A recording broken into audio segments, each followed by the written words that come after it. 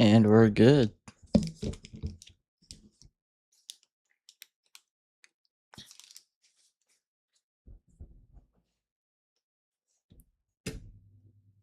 Headset dying? Yep.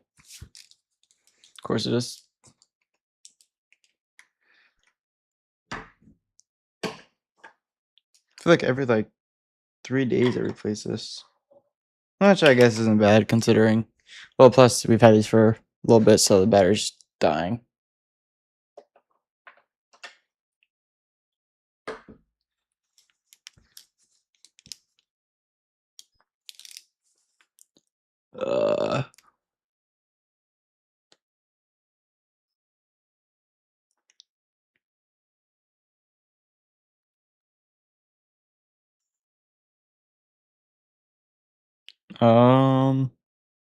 I need to check I want to check Steam. Hey.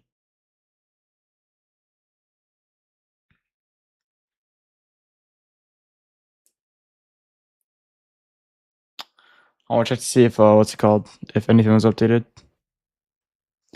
Specifically, maybe Schedule 1. Probably not. I might do React. I low-key think today's a Reacts day. I don't know. We'll see. Casey Animatronics, shitty game. Okay. Nothing. What up, Code? Today's stream is special. Why is it special? Why?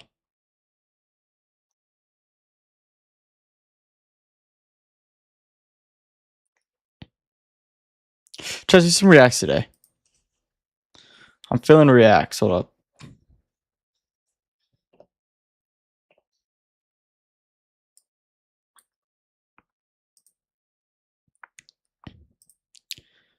Search accounts.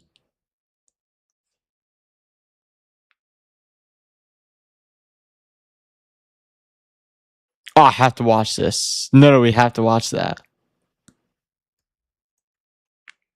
Ooh, Fern, the Unsolved Murder in Room 1046. Ooh.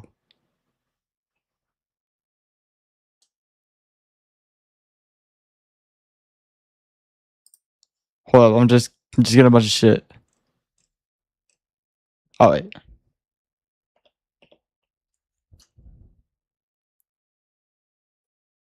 Wait, what? Alright, chat, so we have... Crew is good. So, chat, because I haven't gotten a timeout in months, let's celebrate. Chat, y'all want to see Cookie? Look at Cookie. Look at her.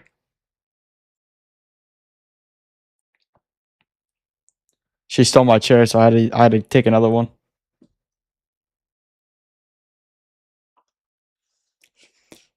Alright, chat, we got a few videos. So we have the Sonakamo experience. Chat, what do we want to do? What do we want to do? I think we should low-key watch this because we just did this. We literally just finished this, so I think we should watch a video on it. But we have 100 settings. Speedrunning Schedule 1 was a mistake. The Unsolved Murder in Room 1046. Types of people on public transport. I made $1 million in Schedule 1 without selling drugs. I beat Schedule 1 with selling one NPC. Five Nights at Freddy's 2 is the worst movie I've ever seen in my life. That could be funny. Poker's Greatest Tournament. Hansa, The Infiltration of the Dark Web. Foreigner is such a good creator, dude. Diarrhea Theory, Alex Bale. I beat Schedule 1 by only selling shrooms. We already watched. Oh, bye, Cookie.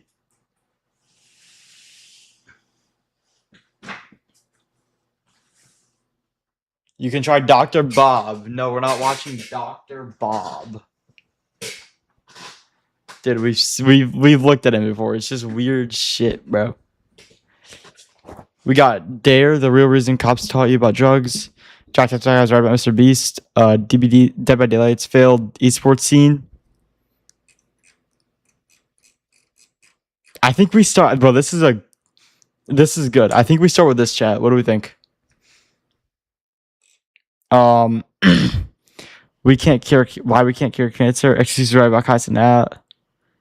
The Granny Phenomenon. The Unwritten Rules of Dead by Daylight. The Five Nights at Freddy's Theory you never heard. No, L can't catch Epstein. Why Sonaka is so awesome in the Sonaka experience. I think we start with this and we'll move to... We'll do a few videos. Oh, that's the wrong video. Being able to build anything just by thinking about it. You don't pay big brand markups when you buy Aldi brand. Alright. Did y'all see the new FNAF movie that came out? Oh, I did. So, bro. We'll see what he says. We'll see what he says. We'll see what he says. I wasn't always here, but thanks to Purdue Global, I got my literal dream job. 3 years ago. Together. This is loud, dude. Or is it my headset? It's my headset. We How I felt watching that scene. are FNAF. It was in that moment that I realized that the real Five Nights at Freddy's are the friends we make along the way. Finally sat down to watch Five Nights at Freddy's 2, and I swear to God, bro, Five Nights at Freddy's 2 might be the greatest What should I do with this nuke? Nothing, because you don't have one. goddamn cinematic experience I've ever had in my life, okay? I literally cannot put into words how this film captured the pure, raw essence of the movie experience. The story, the acting, the execution, everything about it was in cinema from start to finish. I'm not even gonna lie to you, I genuinely shed a few tears when it all ended, because I got to experience being even a small part of something so absolutely dog shit! Five Nights at Freddy's. I'm not gonna lie, bro. Bro, after me and my friends were like, yo, this has got to be a setup movie for FNAF 3. My theory is this is a setup movie for FNAF 3. They're just introducing new people, and FNAF 3 is gonna be a banger. That's my prediction. 2 has got to be one of the worst goddamn video game adaptations. It was pretty bad, I'm not gonna lie. The acting was not great. There wasn't really a lot going on. It was kind of like if you took a game about animatronics that kind of stalk you but aren't really scary and just kind of watch you the whole time. That's kind of what it was. Like, there wasn't much going on. I've ever seen in my life, okay? Like, I didn't think it was possible given the sheer amount of ass that video game movies have produced throughout Mario Bros. Ain't seen this. Minecraft movie's fire. I don't care what anyone says. Minecraft movie's fire. Borderlands, I heard was ass. years, but FNAF 2 being this fucking shit is an achievement in and of itself. Bro, yeah, no. Like, isn't it good if it's not scary? Well, the point of FNAF is it's a horror game, so no, it has to be scary. See, Minecraft and the Minecraft movie number 2 is just gonna be a big meme. So that's why it's good, because it was never meant to be good. It was meant to be like a joke. Or like FNAF 1 was dead ass FNAF 1 is a really good movie. FNAF 1 was a really good movie. They introduced Dream Theory and all that. Like, it was a phenomenal movie. Then they took off FNAF 2. And God, was it off. Like, bro, it was so boring. It was so boring. If you watch FNAF 1, don't watch FNAF 2, you're not missing much. I'm not gonna lie to you. Like, FNAF 2 is probably a setup movie for FNAF 3 to be excellent, but FNAF 2 was god-awful. Yes. Now look, let me make something very clear. I saw FNAF 1 in theaters back in 2023. And Yep. I'm gonna pretend that wasn't some fucking butt cheeks, okay? But as someone I watched it on Halloween. Loved it. I watched it again. Wait, what did he say? who being this fucking shit is an achievement in and of itself. Now look, let me make something very clear. I saw FNAF 1 in theaters back in 2023. And I'm not gonna pretend that wasn't some fucking butt cheeks, okay? But as Hey, no, FNAF 1, in my opinion, bro, FNAF 1's actually a really good movie. I liked it. someone who grew up playing the games as they were being released, I can't even lie to you. It was nostalgic as hell for me to see Yeah, all the animatronics it was also and very all the things that nostalgic. made the game relevant appear on the big screen. It was not a good movie by any means. But Okay, this scene was a bit... Okay, I'm not gonna lie. There was a few scenes that were a bit, you I can't know... even lie to you. It was nostalgic as hell for me Like... to see all the animatronics and a lot of the people that made the game relevant appear on the big screen. It was not So they introduced Dream Theory. So this is one of Scott's dreams, right? And a good yeah.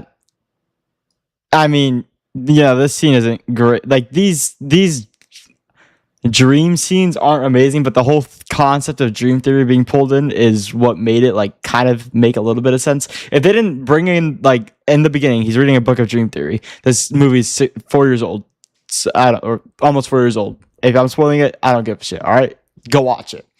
He brings in a book and he reads it in the beginning of the movie. It says the study of Dream Theory or something like that. So that's what kind of brings the whole movie together. If they didn't have the Dream Theory launched into the movie, it low-key would make no sense at all. And that's kind of what FNAF 2 was. It had just a lot of random bullshit, but didn't really connect to anything. ever. They just kind of teased FNAF 3 with like Sister Location. I think they're gonna do Sister Location for FNAF 3. We get it. I couldn't say that. Movie by any Didn't means. say that. I also wasn't mad watching it because I had a good time at the end of the Yeah, day. facts. But Jesus Christ, FNAF 2 is anything but a good time. Everything about it is shit. The story sucks. The characters suck. It's not scary, and to top it all off, nothing makes any goddamn sense. Which is Thank you. Bro, that's exactly what I just said, bro. It literally it was like if they took a bunch of different plots from random horror movies. It's like if they combined a plot from like Scream 7 with Scary Movie 2 and tried to merge it. Like it just doesn't make sense. Like they had the right idea, like Scary Movie 2 is just like a Scream just meant to be for jokes, right? But it's almost like they did that and they like, kind of combined it into making it like semi like serious, but also just made no sense at all.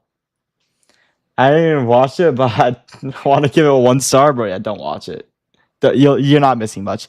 It's a setup movie for FNAF 3, but honestly, the setup isn't even that good. Like, I think honestly, they're gonna chalk the entire thing for Sister Location or whatever they do for FNAF 3 and just restart. Like, I think this movie was just a miss that was supposed to be decent for a setup, but they're just not gonna use it. even more hilarious when you realize.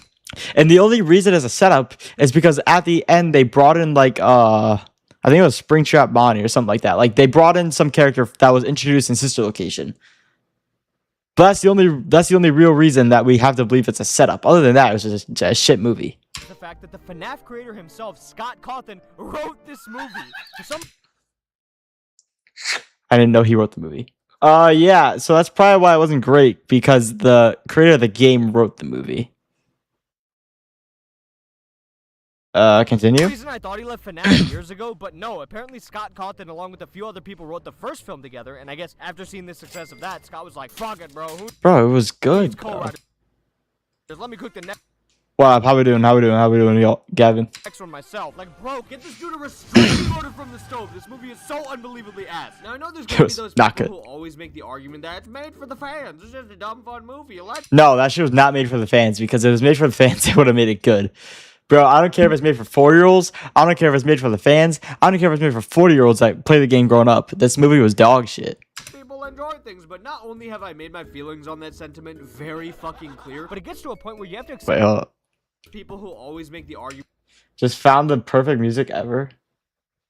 Matt's feel like.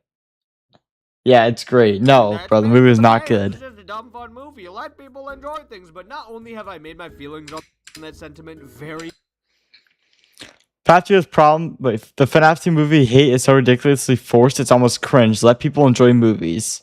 It's not cringe. Bro, your name is Springtrap. Buddy, your name is Springtrap and your handle is Afton is real. Shut up.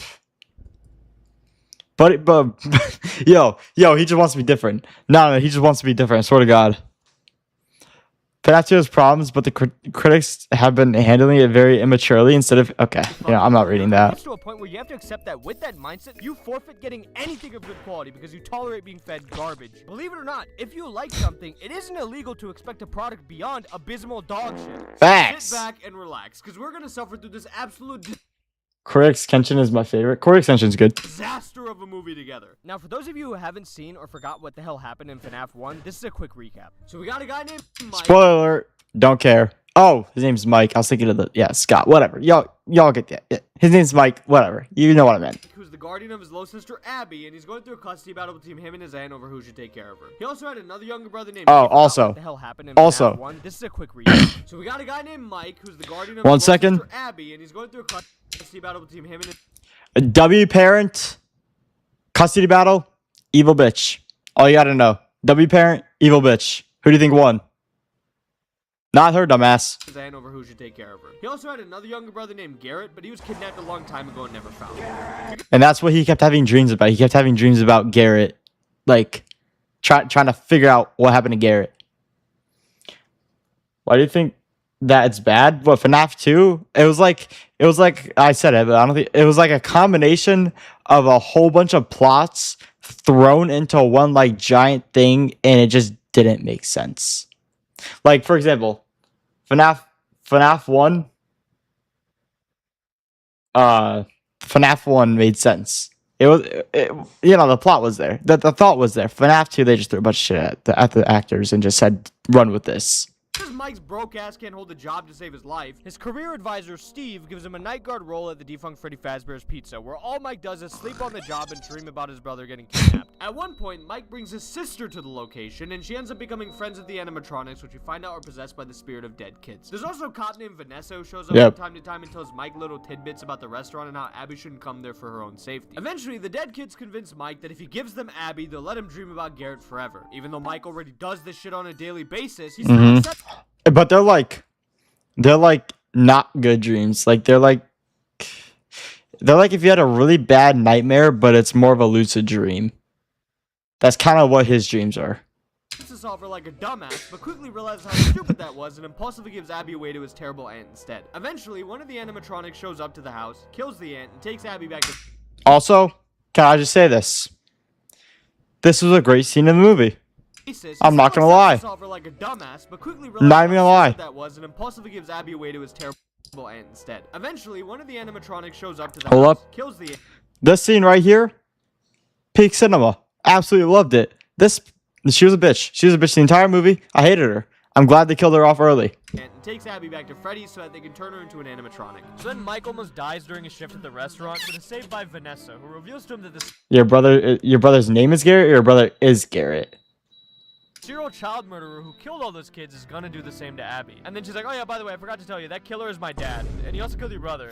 When they get to the restaurant, they take down the animatronics and rescue Abby. And then out of nowhere, Vanessa's dad, William Afton, arrives to kill Mike. And surprise, surprise, he's also his boss, Steve. Vanessa tries to fight off her dad, but is stabbed. And then Abby convinces the animatronics to attack William Afton. And he gets trapped in the springlock suit and dies. The end. Yep. Basically all you gotta know. Okay, so now that you're all caught up, God, my brother's name is Garrett? Yeah, okay, I would believe that. I thought you were saying your brother was Garrett. FNAF 2 begins with a flashback from 1982, where a very lively birthday party is happening at Freddy Fazbear's Pizza. In the midst of everyone having a jolly old time... Yeah, he'll explain it, but the floor opens up and someone gets and the girl from the last movie gets sucked inside or something like that. It's very weird. This girl right here, this bitch, who's just kind of watching the stage, the floor opens up as normal, like the animatronics come up, and then she gets like sucked in. We come to see that one little girl is sitting by the stage all alone. This is Charlotte, and we learn that all she ever does when she's here is sit on the floor until an animatronic pops out from the trapdoor. Another girl from the party approaches the lonely Charlotte and invites her to do literally anything else, but she refuses. W friend. Then is like, I'm a loser. Nobody likes me. The only one that... Yeah, she was low-key just attention seeking for like 10 minutes straight. She was like, oh, nobody loves me. I can't go anywhere. Like, I'm at a birthday party, but nobody wants me here. They're all talking about me. Like, she was just an attention seeking loser the entire 10 minutes she was in the movie. Understands me as this stupid fucking animatronic in the trapdoor. But after take my money, please. Okay. Friend, Charlotte begrudgingly comes back to the birthday party. As everyone else is celebrating, Charlotte is somehow the only one at this party of like 100 people to notice that a small child is getting lured into the back of the...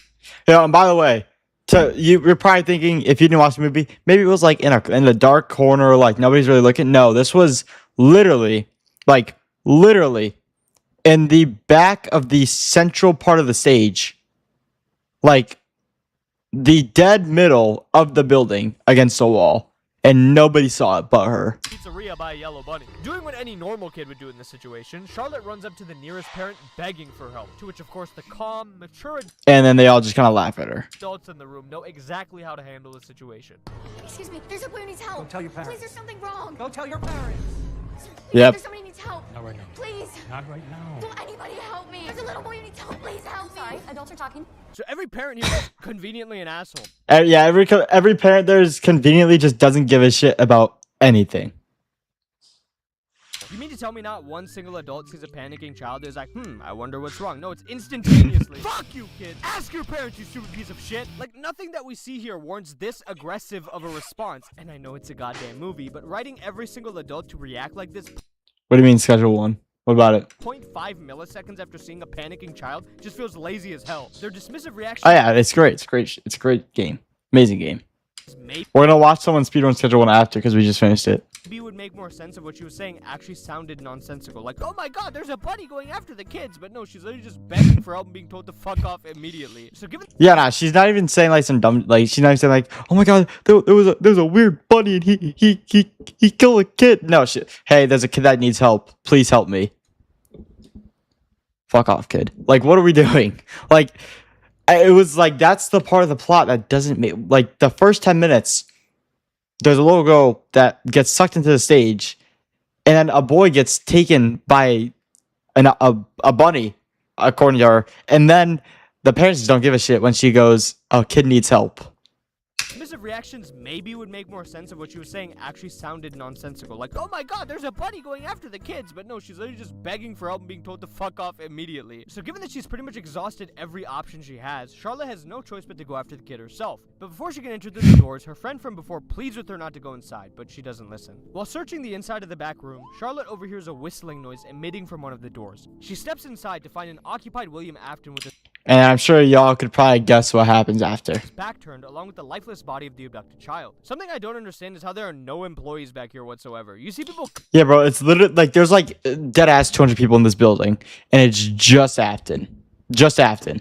constantly bringing food in and out of this massive fucking birthday party from those same doors multiple times before this. The room William Afton is in literally has all the goddamn plates. Any employee coming in is gonna see this random ass kid just lying on the floor. And the fact that William Afton is whistling loud as hell from inside the room where he just kidnapped a child only draws more attention to it. But anyway, at some point, It's like the whole plot. Like, where did all the workers go?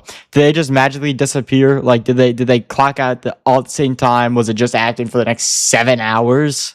Washing dishes and whistling to himself? Afton disappears, giving Charlotte the opportunity to pick up the boy and carry him back to the party. However, as she does this, slowly sneaking behind her is none other than William Afton. Why does it look like what? Wait, how come I got banned? Wait.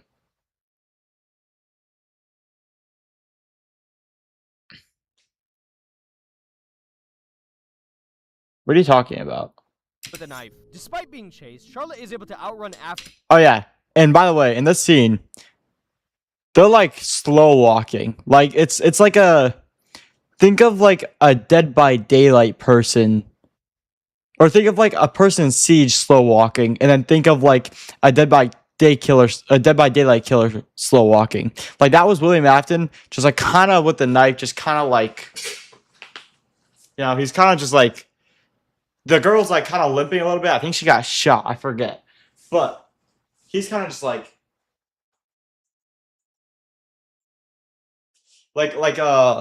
he's like Jason.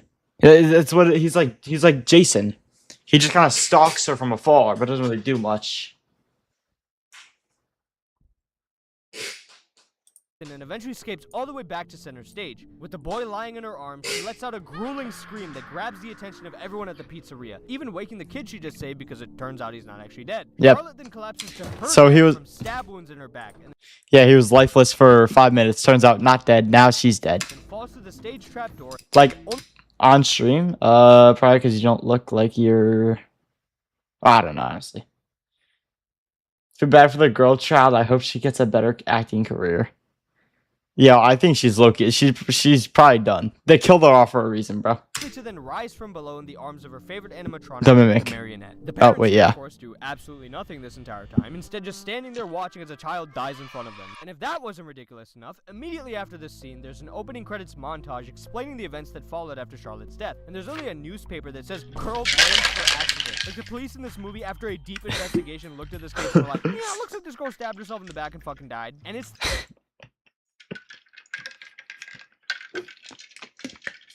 It was the worst, like.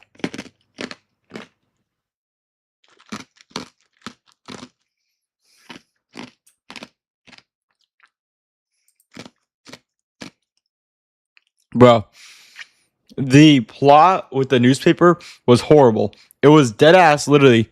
It was a case of the girl saying that she stabbed herself to get like attention because that's all she was doing for the last 20 minutes was just attention seeking up until she said a boy needs help, and then people just didn't want to talk to her. You know, the girl, the parents, they all were like, what's wrong? What's wrong? As soon as she needs help, run away, little child, run away. Fuck you. Like, it was like the first 10 minutes of the opening plot was already horrible. And now they're saying she killed herself to get more attention and then picked up by an animatronic. All for attention. The logical absurdities of this scene in particular that serve as a great preview for the rest of the movie, as you'll start to notice a trend where something stupid happens in the plot conveniently just to move the story in the direction it has to go. So anytime you're like, why is this happening? Or why is this person acting this way? Yeah, no, actually, like the whole movie, literally all it was it has, like, the movie was set in stone, like it has to be this way or the movie can't be real. So that's why most of the plot lines just didn't make sense, because that certain scene was not meant for this plot, but they just kind of fit it in there. Just kind of wedged it into the script.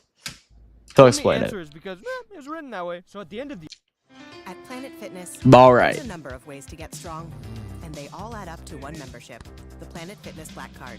Access any opening, we learned that Charlotte's friend was actually Vanessa, who 20 years later still Is has a cop. recurring nightmares about her childhood. She wakes up to a phone call from Mike, checking in on how she's doing, and also getting confirmation of their date is still. Oh no, she's not a cop. She's Abby yeah. overhears this conversation and teases an embarrassed Mike, who vehemently denies any romantic interest in Vanessa. As Abby heads off to school, Mike's friend from the first movie, Jeremiah, comes over to help paint his brand new house, which, by the way, how is Mike even affording this shit? It was a major. Yeah, no, Mike is like dead broke. Like probably isn't paying his bills, yet he's affording everything. Another thing, the plot didn't make sense. At least in the first movie, they made it seem like he was like able to get by. In this movie, he was like dead broke.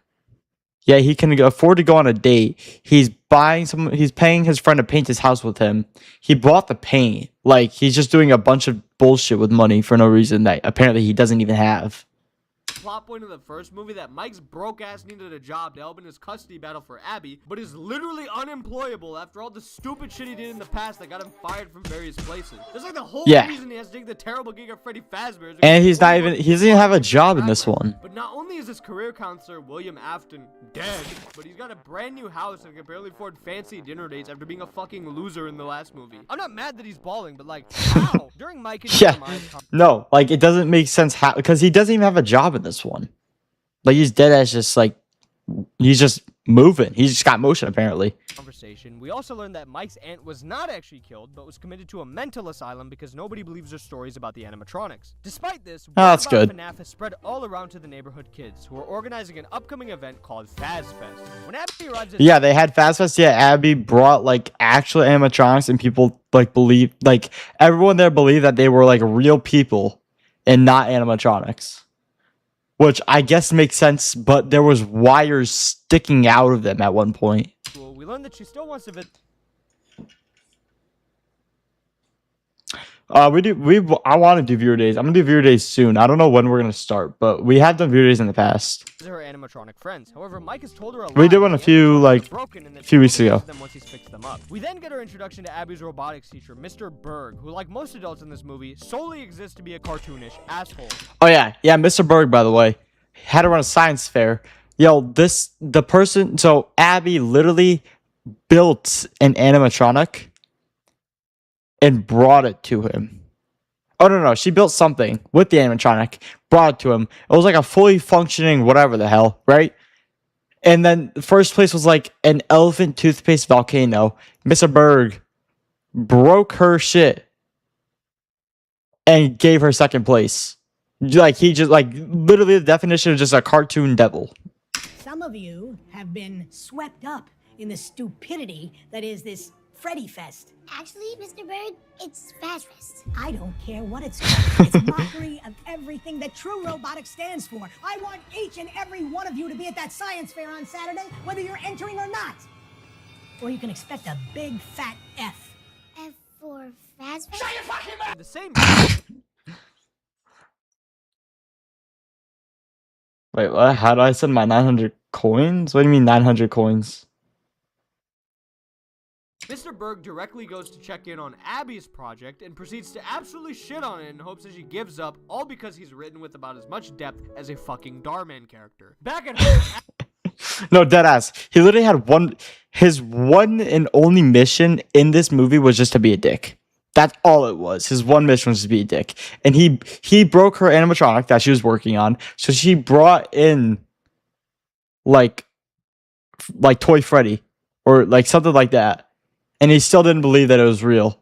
And then try to break that, and then, you know, shit happened, and he kind of got into a fight, I believe, with Fazbear. Abby helps Mike get dressed for his date with Vanessa, but right before he heads out, she's like, hey, could I visit the pizzeria? And Mike's like, Jesus Christ, Abby, how many times are you gonna ask me this shit? We then cut to a fancy restaurant hosting the dinner date between Mike and Vanessa, and you know, this entire scene made me realize that when Mike kept denying his feelings for Vanessa at the start of the movie, I don't think he was lying, because these two genuinely have zero fucking chemistry in this movie. So Yeah. In this movie, like, they get chemistry towards the end because he finds out that, like, her friend got kidnapped, or her friend was the one that got murdered early in the movie, and, you know, but she has a connection with the animatronics, whatever.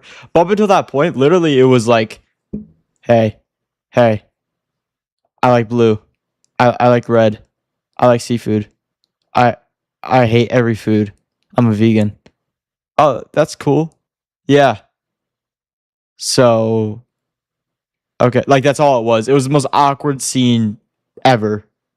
when this unbelievably Nothing makes sense, thank you.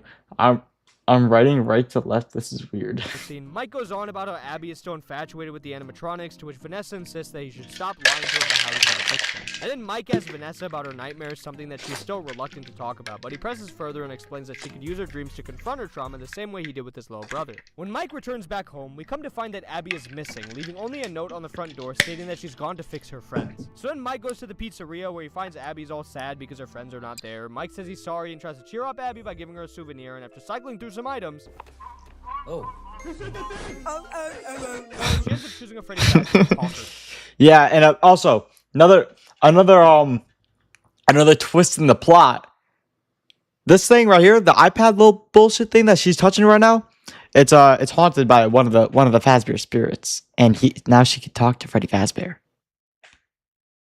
Yeah, that thing, that glowing eye bullshit. Yeah, she can talk to Freddy through that. As he prepares to load Abby's bike into his car on the way back, This guy's funny. No, this guy's a creative. flyers outside of the pizzeria, one of which accusing Freddy Fazbear's of murder, along with a phone number to call. We then are introduced to a group of TV-famous paranormal investigators called the Spectral Scoopers, who, after getting a tip from Mike, are headed over to film an episode The of their show Spectral as Freddy Scoopers. Fazbear. But when they arrive, we quickly come to realize that this is not the same Freddy Fazbear's that Mike was just at. It's also not the same Mike either. Dude.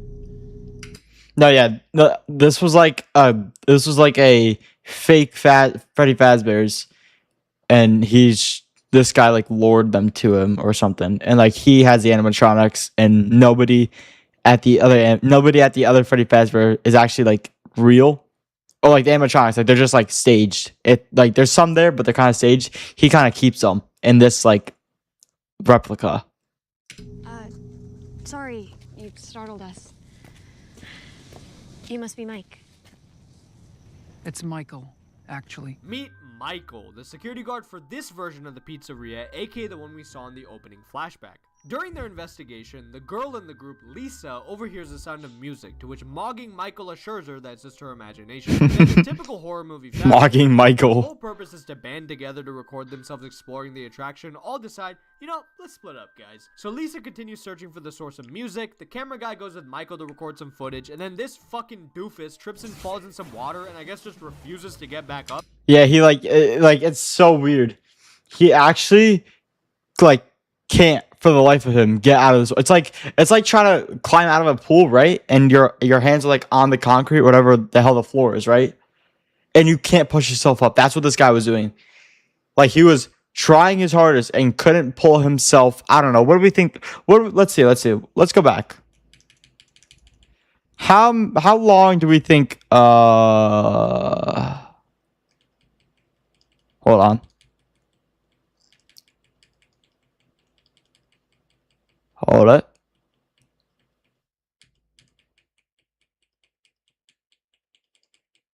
Alright, how far do we think this drop is, chat? Maybe, I don't know, 3 inches? And he can't pull himself out. By the way, this water is like 2 feet deep. Like he's standing. He's standing right now. And I guess just refuses to get back up. That shit isn't even that high, bro. Why can't he just Exactly. Like he's dead ass. He was dead ass taller. What the hell was that? You need to drink. Okay. Anyways, what? We slept on Grant. Okay. Anyways, yeah. Literally was taller than the thing. Like, if he's standing up, the ledge is like at his chest. He probably could have jumped up without using his hands and didn't. His ass back out, but as Lisa suspected, she isn't crazy, and there's a music box inside one of the rooms. Instead of getting her fucking camera crew to get this shit on tape, she goes at it alone and shuts off the box's power, thus terminating the looping tune and waking up the marionette. Hearing the sounds of Lisa screaming, the camera guy goes to investigate, but gets slimed out by Mango from above. Meanwhile, Doofus, who's still in the water, hears all the loud noises and decides, yeah, I think I should just stay here, and then a bunch of mini marionettes murder him from below. Michael, who is so giddy seeing the camera guy get murdered, goes to check in on Lisa, who we come to see is now possessed by the marionette. She chases after Michael, but he's able to outrun her and escape. And she's like half marionette, half real person. So it's like the most uncanny thing ever. It's like a doll with a human face and like really white makeup on. Pizzeria. Before departing, Michael takes one last look behind at the restaurant to say, Welcome back, Charlotte. we then Frontier Fiber, now with all God new damn it. pricing. No hidden fees, no contracts. Frontier Fiber, good to go. When you say let's go to breakfast, you mean let's go to McDonald's. cut to this unbelievably stupid scene of Vanessa biking. Yeah, and apparently she's also like a exercise teacher, like wants to be kind of, but is also kind of paranoid, like extremely paranoid. Like she thinks everybody's looking at her in this scene, and then she gets up mid-session, goes to the locker room, and like is like frantically looking around, like she's like schizo paranoid. Also, never mentioned that. There's just no reason for her to be that paranoid, but she is. At a workout class. Literally, all that happens here is Vanessa's biking, she starts tweaking out and seeing her dad, and jump scare. All of it just looks so goofy because the jump scare itself is not scary, and the only thing this hallucination does is yell at her to go faster on a fucking bike. Faster, faster, faster! Why are you trying not to laugh, bro? Storming out of the gym in fear, Vanessa grabs her bags ready to leave. When Oh, she has a gun in there, by the way. one of her friends attempts to check in on her, she pulls a fucking gun on him before running away. Back at her house, Vanessa has no choice but to confront her trauma through sleep like Mike did in FNAF 1. Entering this dreamlike sequence, Vanessa The Dream Theory. Except they didn't really bring Dream Theory into this FNAF. They just kind of mentioned it. I watched the Backrooms movie. Oh, it was? Was it good?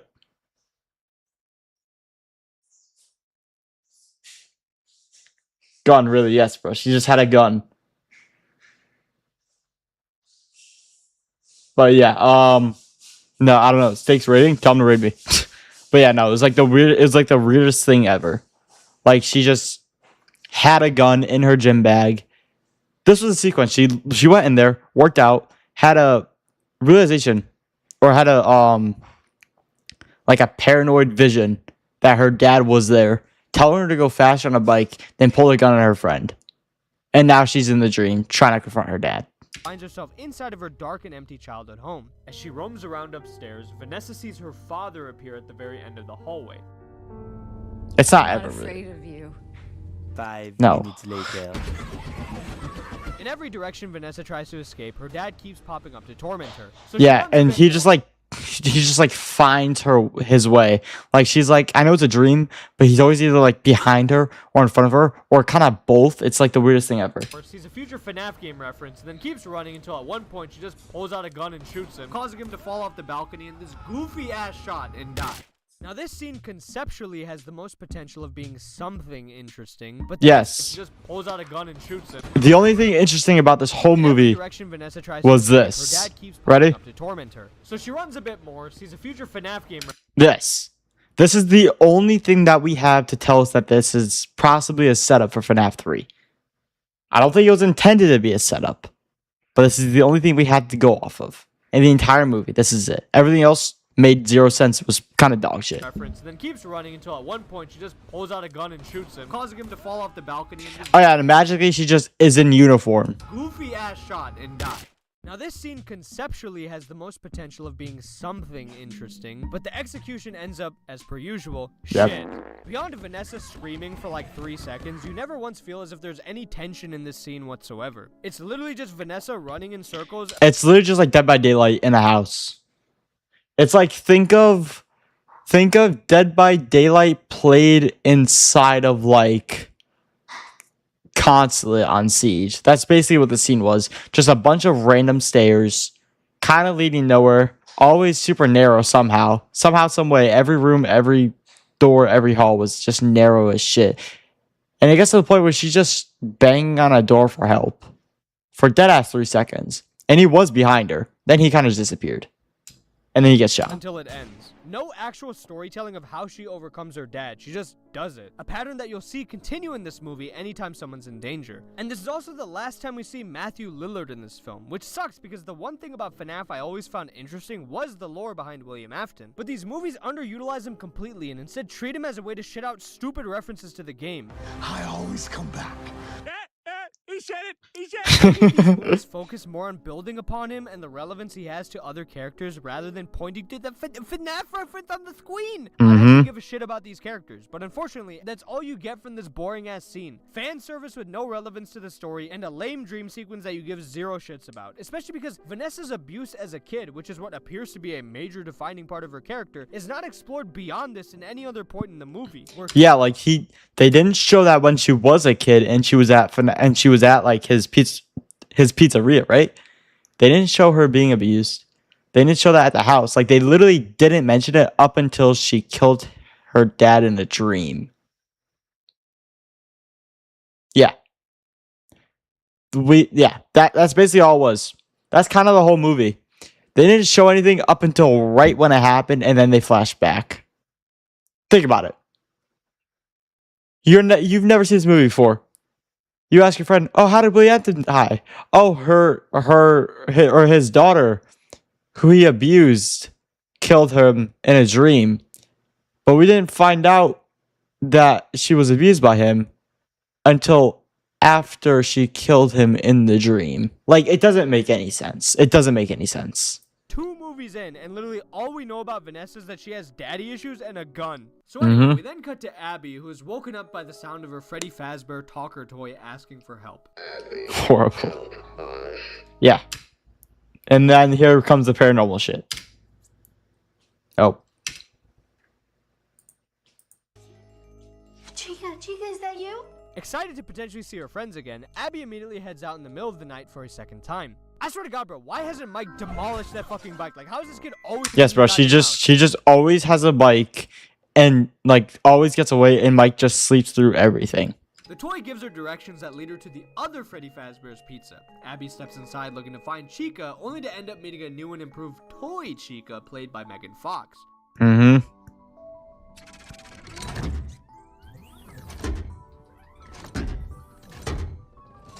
Chica? Abby, you've come back to us. I would fuck the shit out of that robot, man. I'm not even... Okay. And, like, these toy animatronics, if I remember correctly, are, like, not her friend. Sexy, a lot different than before. Toy Chica insists she's the same Chica and embraces an emotional Abby with a hug. So we then cut to the next morning where we see a now much more relaxed Vanessa pull up to Mike's house. But with Mike seemingly nowhere to be found, Vanessa instead runs into Abby, who has finished her science fair project. When questioned by Vanessa on how the hell she made this mini Chica robot, given she's absolutely dog shit at robotics, Abby gleefully admits that she got help from the animatronics, specifying that she was at the other pizzeria last night. Seconds later, Mike walks in with some breakfast, completely oblivious to the fact that Abby snuck out. When a disturbed Vanessa privately informs him of exactly what Abby told her, Mike brushes it off like a dumbass and is like, Nah, that was nothing. That just like that. She talks a lot. Don't worry about her. That's all it was. Just her little Fazbear toy, even though she has literally snuck out before this like a day ago. Mike then reveals to Vanessa, literally the night before, she went to the other pizzeria, and then she goes to another one.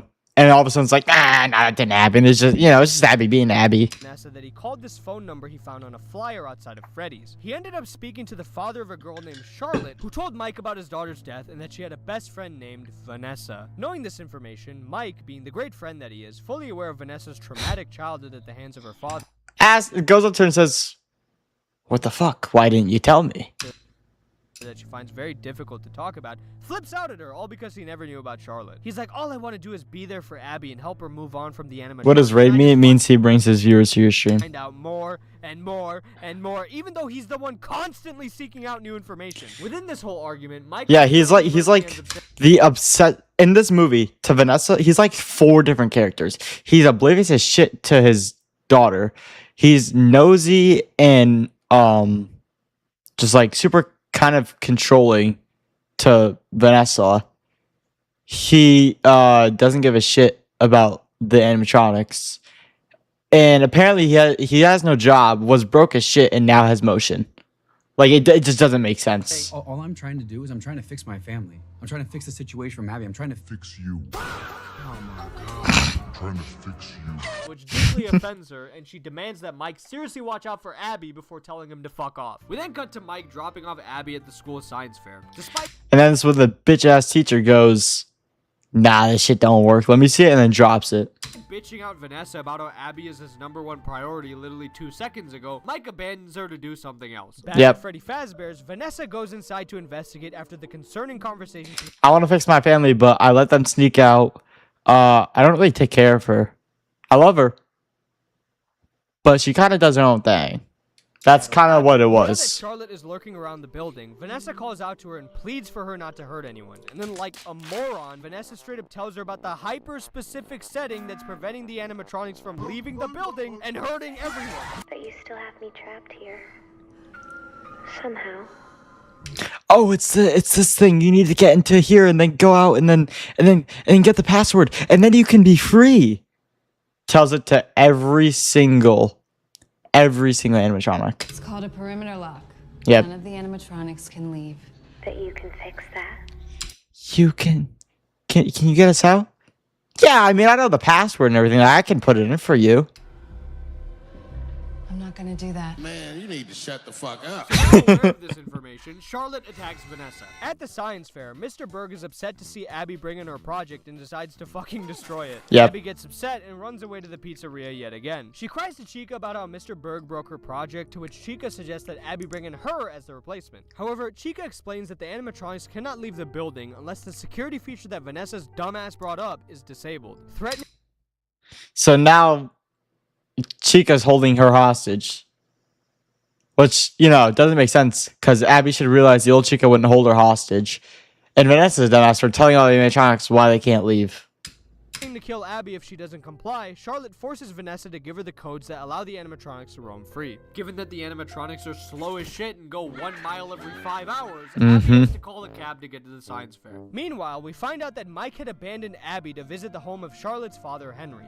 Really looks like he's trying to move on here. Henry goes on about how he regrets being an absent father who is obsessed with his work, and also disputes the police's conclusion that Charlotte's death was an accident. And it's within this conversation that Mike learns that there is in fact a second pizzeria. Realizing that Vanessa was telling the truth, Mike gets worried about Abby and calls her school. And then, and only then, does he realize, huh, maybe I should go see where Abby is. An hour and 40 minutes into the movie, he then goes to proceed and say, huh, maybe I should go see where Abby is. Maybe I should start worrying about her more. We've already been through this in the first movie. Why are we doing it again? She's not there. So then Mike heads off to the other pizzeria, but before he leaves, Henry's like, hey man, I have this music box to help Charlotte sleep when she was a baby. Can you leave it at Freddy's for me? Seemingly out of nowhere. Like, the dude's daughter's been dead for 20 goddamn years. Why hasn't he just done this shit himself? He's already leaving flyers outside of the goddamn place. Why not just put the music box there too? Oh wait, I forgot. This writing decision of Mike getting a music box is once again plot convenience for later. When Mike breaks it... Yep. So instead of, you know, he put flyers down 40 years or 20 years ago, right? Say there was a murder. Call this number if you have any information. Instead of putting the music box inside, no, he had to wait 20 years for this canon event. He had to wait 20 years for this Mike canon event, so that way it's more convenient for the plot because it has to be laid out this way. inside of the other pizzeria, we see the withered versions of the animatronics lifelessly lying on the ground, as well as a dead Lisa no longer possessed by Charlotte. Back at the school, Abby brings in Toy Chica as her replacement project, but Mr. Berg, believing that someone else is under the animatronic controlling it, insults Abby and tells her to fuck off once again. Toy Chica then assures Abby not to worry, as she'll deal with Mr. Berg herself. And she dealt with him. So yeah, the whole reason this character existed as an ass was because they needed him to die. Great. Yep. Aldi doesn't pay for cart wranglers, and those savings go to you. I mean, what happened? What if you could make a song using only your voice? Let's start with the drums. To Mike in the pizza. Shit.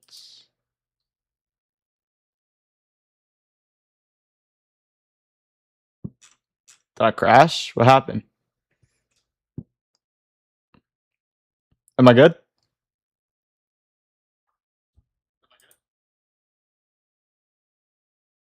Am I good? I'm good. He finds a tied-up Vanessa trapped inside a locker. Vanessa Did I crash? What did it crash? What happened? The facility and that they need to team up to stop them. Despite his reluctance to trust her, even though she's Hold in the pizzeria, he Yeah, they basically had this dude on as a character to be a dick and then die. You know why? Because that's how the plot was made. Bullshit. So yeah, the whole reason this character existed as an ass was because they needed him to die.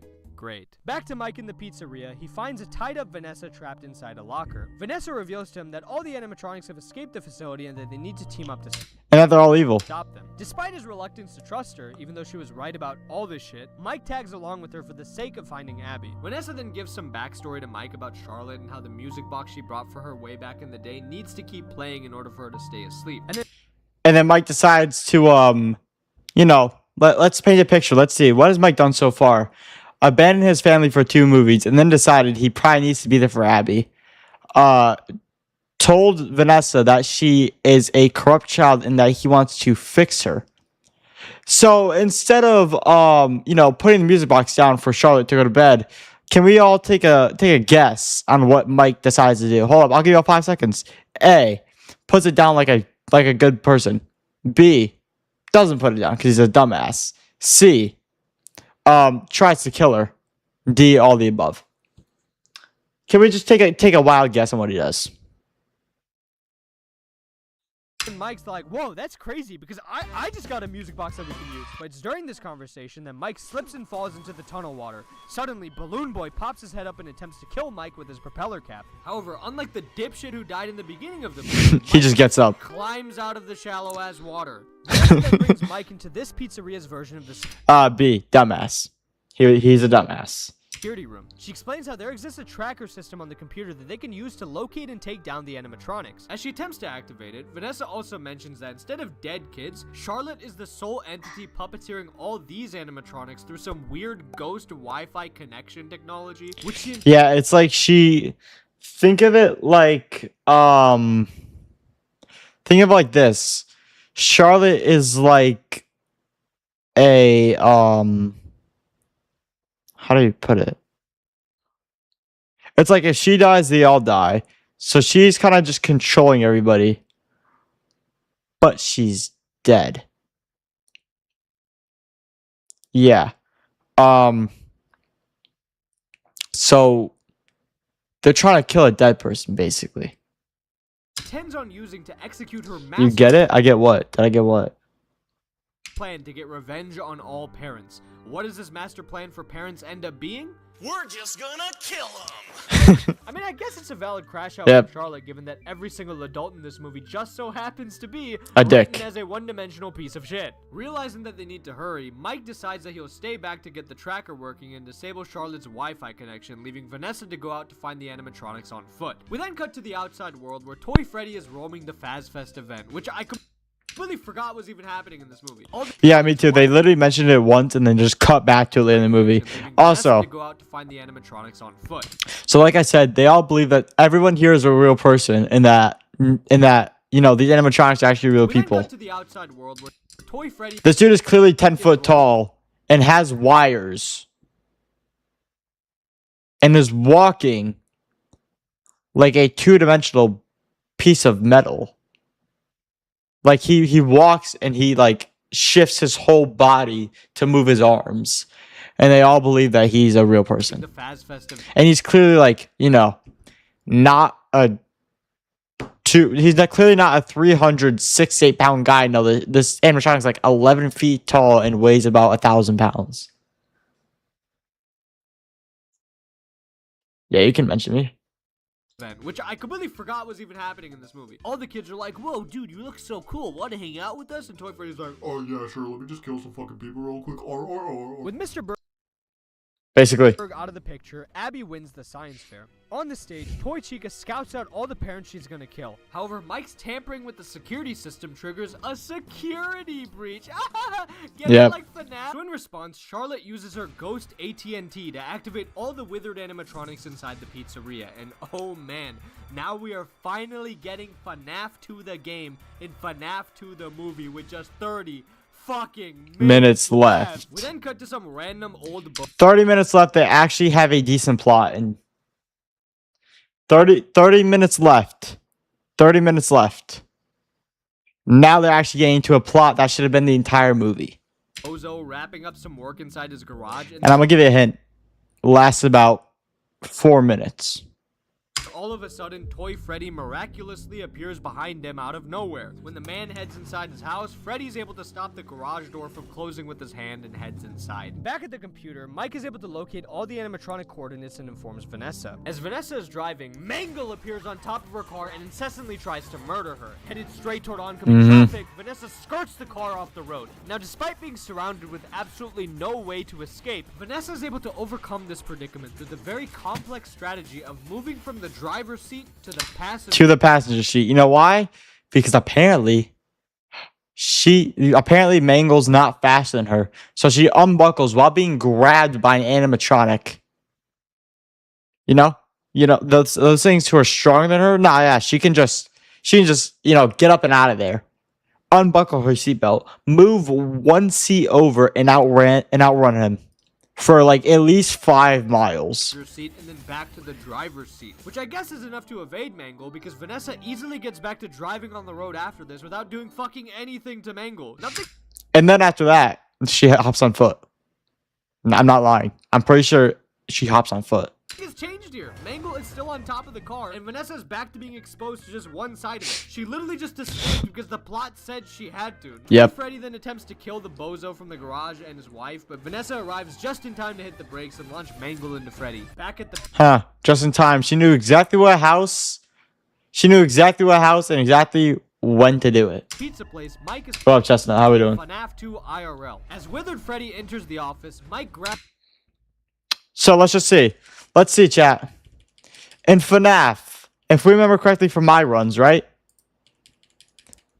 They can't see you for more than 0.0001382 seconds before they kill you, right?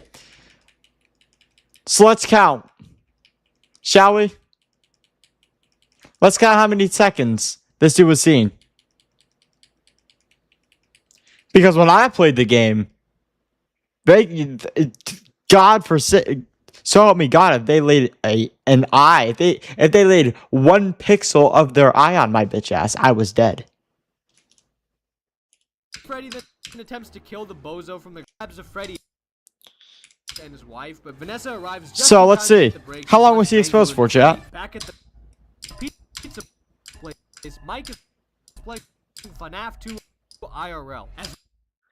Let's see. All right, at 21:49. Withered Freddy enters the office. Mike grabs a Freddy head. 3 seconds, basically. 4 seconds almost. And he clearly sees him grab the Freddy mask. Just like in the game, and tricks the robot. But, nah, he's good. He's good. How does Freddy fall for this? It's his own mask. Balloon Boy also shows up again, laughing, trying to set up Mike to snap his head off. And then we see Withered Bonnie break down the vent, to which Mike just pushes it back up. You can't even do this shit in the game. Then Withered Chica enters the office, and Mike puts on the mask again. And then Withered Foxy arrives. And if you remember in the game, the Freddy mask doesn't work on him. You gotta spam the flashlight until he leaves. But in this case, because everybody that is in this movie has plot armor, But Mike here doesn't even use the fucking flashlight. He defeats him by turning off the entire system via his computer. Wait, hold on. You mean to tell me he had the ability to shut down all the animatronics that easily this whole time? From one click of a button. From one click of a button, he could have just shut down everything. But nah, he decided to play FNAF 2 IRL while a family almost died and Vanessa was getting her ass beat by Mangle. You know what that's called? Plot armor. Because it was scripted that way, so it has to work that way. They could have saved maybe 30 minutes of this movie just by clicking, deactivate. It looks like it was designed for a 5-year-old. How the hell was he struggling with this? This is another one of those scenes that, again, lacks any tension. Mike just does all the game mechanics successfully in one single go, and you never feel as if there's any real danger here. He knows how to handle everything without having any Oh, by the way, he had no knowledge of any of these people. of the office or any of the withered animatronics, nothing. There's no reason why Mike just decided to use the Freddy mask, and there's no— He just saw it and figured, nah, why not? And also, who in the right mind is going, this Freddy mask should probably, if I put it on, they'll probably think I'm one of them. It probably works on Freddy too, right? Even though it's a Freddy mask. Who's Freddy think he is? Him? nothing we know about Foxy that has Think you're looking in a mirror? the fact that he's not going to be phased by the mask. It just happens. It was just revealed and he just solved it instantaneously. The only way any of this narratively makes any sense is by having played the game, which is why this part honestly feels like Scott Cawthon, when he finished wiping the script with his ass, realized he had forgotten this movie was FNAF 2, so he had to shoehorn whatever bullshit from the game he could in the last 30 minutes. Back on the outside, we see Toy Bonnie, played by Matt Pat of all people, visiting a kid with the intent of killing her parents. Right as he's about to stab the mom, the little kid shows up and pleads with him not to do so, causing Bonnie to go on this cornball rant about parenting, which goes on long enough before Mike's system shutdown takes— Yep. And by the way, this kid literally said maybe 5 words. No, please don't kill my mom. 6 words. No, please don't kill my mom. Matt Pat goes on a rant for 5 minutes. 5 minutes. And then gets deactivated. Vanessa calls Mike, who discovers that there's one last animatronic tracker and it's pointing at his own house. Chica, inside the house, lays down a sleepy Abby on her bed. However, because of Mike's shutdown, Chica begins to malfunction, causing Charlotte to break out from the machine and attack Abby.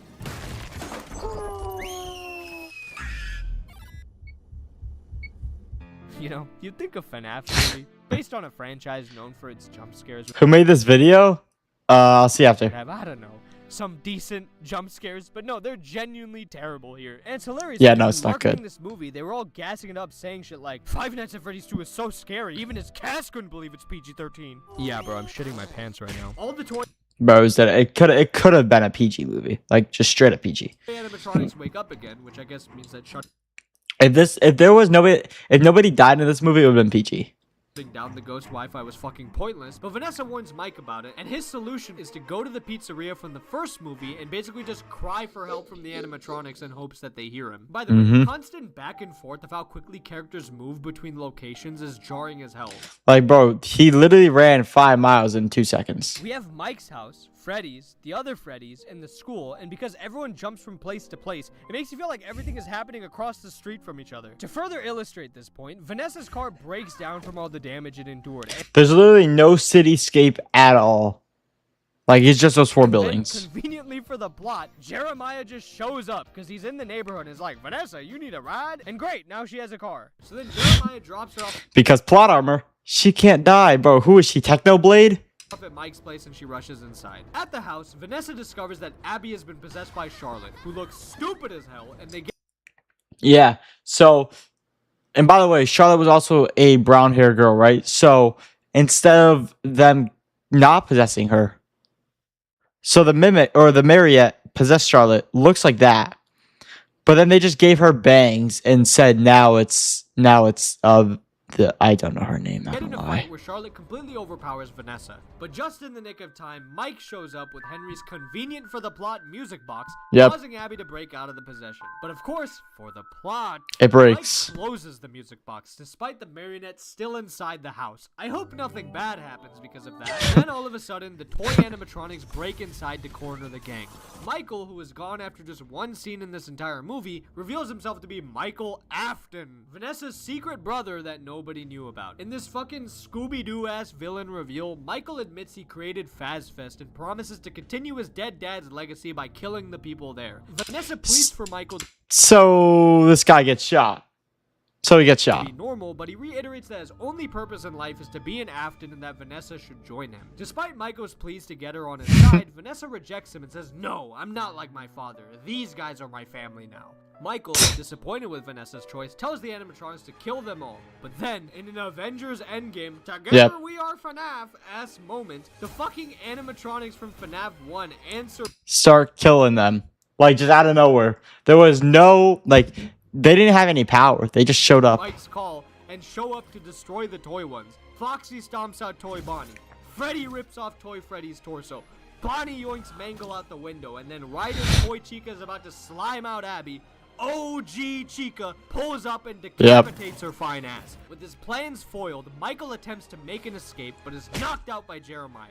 So much for FazFest. Anyway, after saving the gang, all of Abby's animatronic friends die for some reason, but before they Because they ran out of battery or some shit like that. depart to heaven, one of the spirits gives a proper goodbye to her and warns Mike that he won't be able to continue. Is FNAF 3 gonna be about? No, okay, so here's the thing. This is what I was saying. I said in the beginning, bro, FNAF 1 had a good plot because they brought in Dream Theory early. In the beginning, Michael was reading about a book called Dream Theory, right? And that brought in how, like, he was having all these dreams and was controlling everything, and why he was seeing these, like, animatronics and, like, the dead kids and all that, right? It made sense. It was a good plot, and they actually executed a decent movie. This is like if you took Scream 7's plot and Scary Movie 3's plot, because Scary Movie is just a ripoff, or it's supposed to be just like a funny Scream, right? So, like, they're relatively the same plots, but one's funny, one's scary. It's like if you just threw a bunch of bullshit at both of their plots and just combined it all. That's what this movie is. But the only reason we had to believe it's a setup movie is because they showed a sneak peek of a new animatronic that didn't get released in game until Sister Location. And by the way, that scene when it was shown happened when Vanessa was having a dream. So I'll give you the rundown, right? She was at a workout. She saw like visions of her dad saying, "Go faster," because she's on a bike. "Go faster, go faster, go faster." So she was at like one of those workouts. It was like 10. It was pull up. Let me tell you what she was thinking. Hold up. It was basically like those moms to like go to like the trampoline workouts, you know what I mean? Like those bullshit ones. It was 10 sets of hippity hoppy, let's divorce and steal the property. That's what she was doing, right? Those type of workouts. She had a vision that her dad was telling her to go faster, go faster. So she starts pedaling faster, gets up. Her friend from the class goes check up on her, pulls a gun out on her, decides she needs to deal with what she's dealing with right now in her dreams. So she runs around a house that her dad is chasing her after for deadass 5 minutes on some Dead by Daylight shit, right? And then, and only then, they sneak peek that animatronic, and then she kills her father in a dream, shoots him. He falls off a balcony inside the house, by the way. Inside the house. And then they flash back to her getting like abused as a child. So now they never mentioned her being abused as a child. They only mentioned her being abused when or after she killed her dad in a dream. Slot movie. Literally a slot movie. Saying him anymore. Mike's like, "Who's him?" But the kid disappears before giving an answer. I find it so funny how all of this could have been avoided if Abby's friends showed up when she visited in the beginning of the movie. Yep. The animatronics would never have left the original pizzeria, which is the whole reason they ended up dying, and Abby would never have gone to the other pizzeria. And out of all the reasons they got off their ass to show up, why the hell did they listen to fucking Mike over Abby? It doesn't make any sense other than to set up this stupid ass moment. Mike comforts his sister, and then Jeremiah comes in to usher everyone out of the house. As Vanessa attempts to tag along, Mike stops her and says, "No, I can't trust you. Get the fuck away from my family," and dips. Soon Vanessa is left all alone in Mike's house, leaving an opening for Charlotte to possess her because Mike's dumbass left the music box closed. And then the movie ends.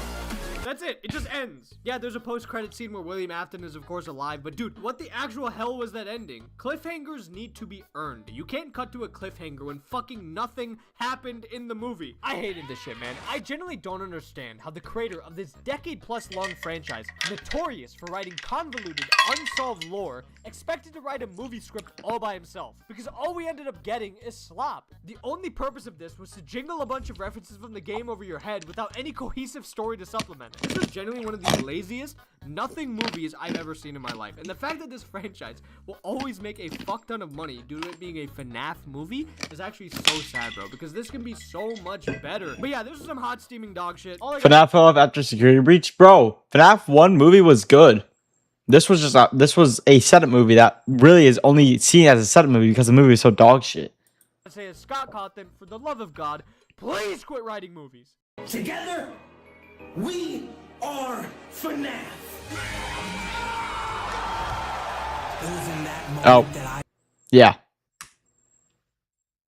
Alright, that was just me, Habibi. Let's see some comments. Eventually he brings his sister to the location.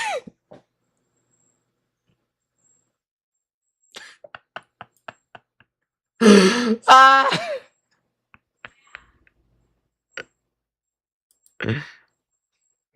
Don't worry, guys. Markiplier is gonna appear in FNAF 3 and say, "Huh? I guess that's why I guess that was the bite of 87. This is gonna make $3 billion." Hold up, bars. This is what happens when Scott writes without having Matt Pat's theories to rip off. Because it's time to spring this trap.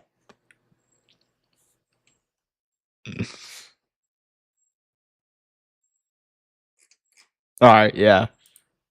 That was a good video. That was a really good video. That was a really, really good video. Chat, what do we watch now? Bro, I really feel like we should watch this because we just finished speedrunning the game.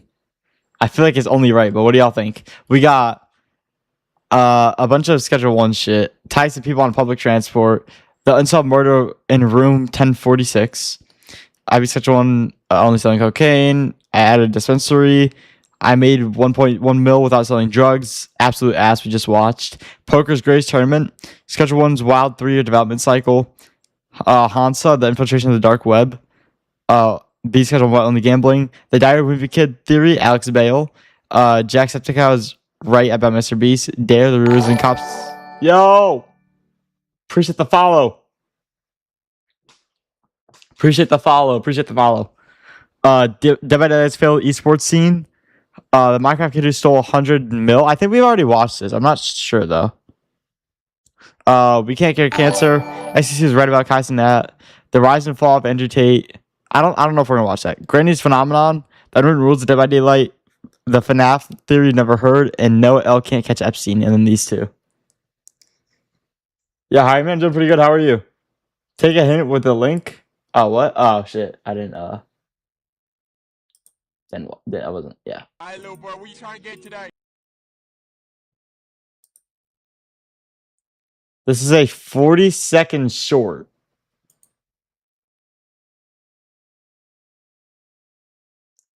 Yo, why'd you dead I said it 4 times? Yo, how we doing, Unicorn?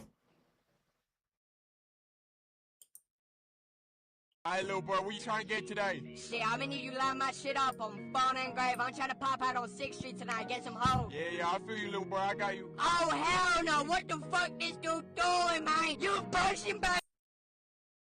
Yo, Chestnut, bro. Between your song recs and that, bro, I don't know if I should ever click on a link you ever send again, bro.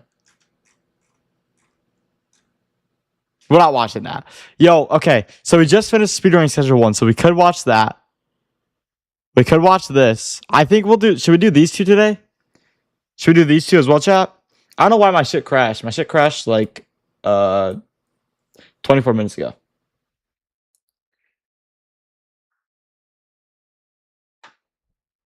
But should we do this and then end with this? End with Fern? What do y'all think? Yeah, Bad Unicorn, if you want to see us speedrun Schedule 1, we just uploaded it last night. Go sub up to YouTube.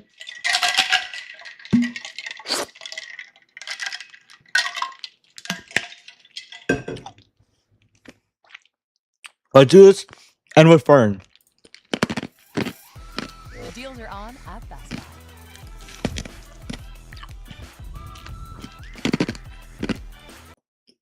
Recently, I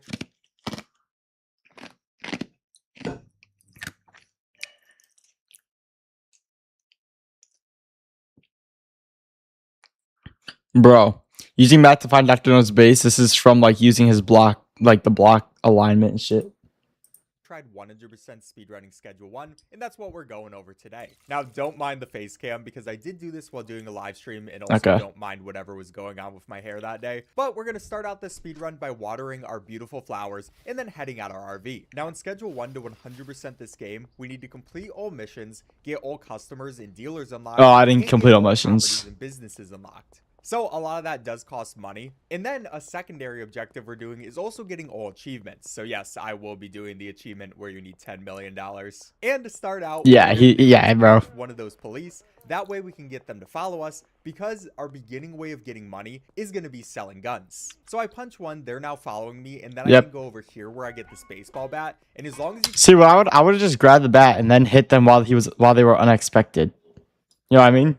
Because now they're already targeting him, but he could get a free full swing one tap without even like having to worry about being cuffed. Keep hitting them with the bat fast enough, they're not going to be able to cuff you or take you out. So we're going to defeat both of them, and we're going to be taking their guns. I would take their clips too, because their clips sell for like 100 per. That's 2 guns right now, and there always will be 2 more cops that come after them. So there's this person, they're driving over, they're not very good at driving, but I take her out as well. That time her body is actually going to twist. And yeah, twisting is really weird. I don't know why it happens. It happens all the time. But it's a little bit harder to pickpocket when they do twist, because normally you always know that you can pickpocket them on the back, but if they twist, sometimes it will be the front. It's just something to consider. After that, I'm going to list some flowers for this price of $45 and put them on the market.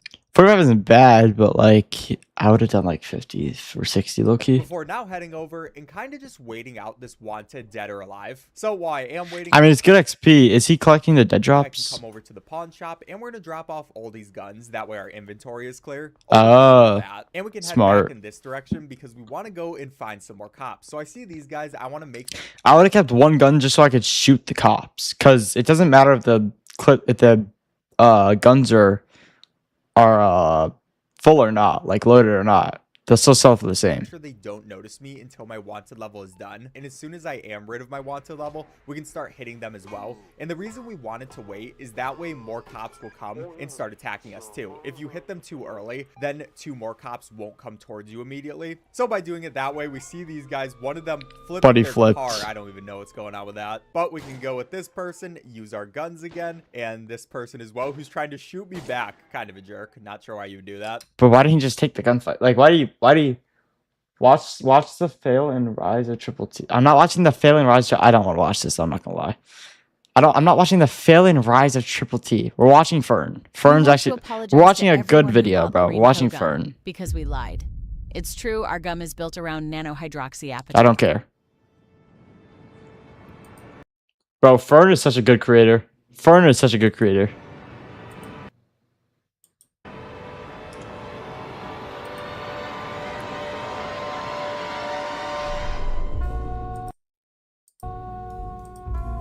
This is Randolph Probst.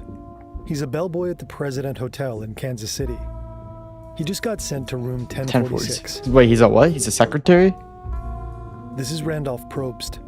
He's a bellboy at the President Hotel. Oh, he's a bellboy. In Kansas City. He just got sent to room 1046. The hotel's telephone operator told him that the phone is off the hook. Again. It's the second time he's been sent to the room that day. At 7 a.m., he knocked on the same door for the same reason. From inside the room, a deep voice told him to come in. But when he tried to open the door, it was locked. Assuming the guest... Bro. Chat, y'all can't tell me this hotel isn't the same hotel in that game with the old man that's like...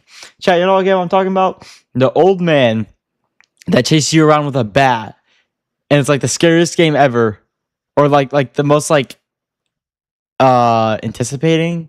You know, bro, y'all know what game I'm talking about. Y'all have to. What's it called? I forgot what it was called. Remember, you need to solve like a bunch of puzzles, and it was kind of bullshit. I just kind of like got chased for a bunch of time.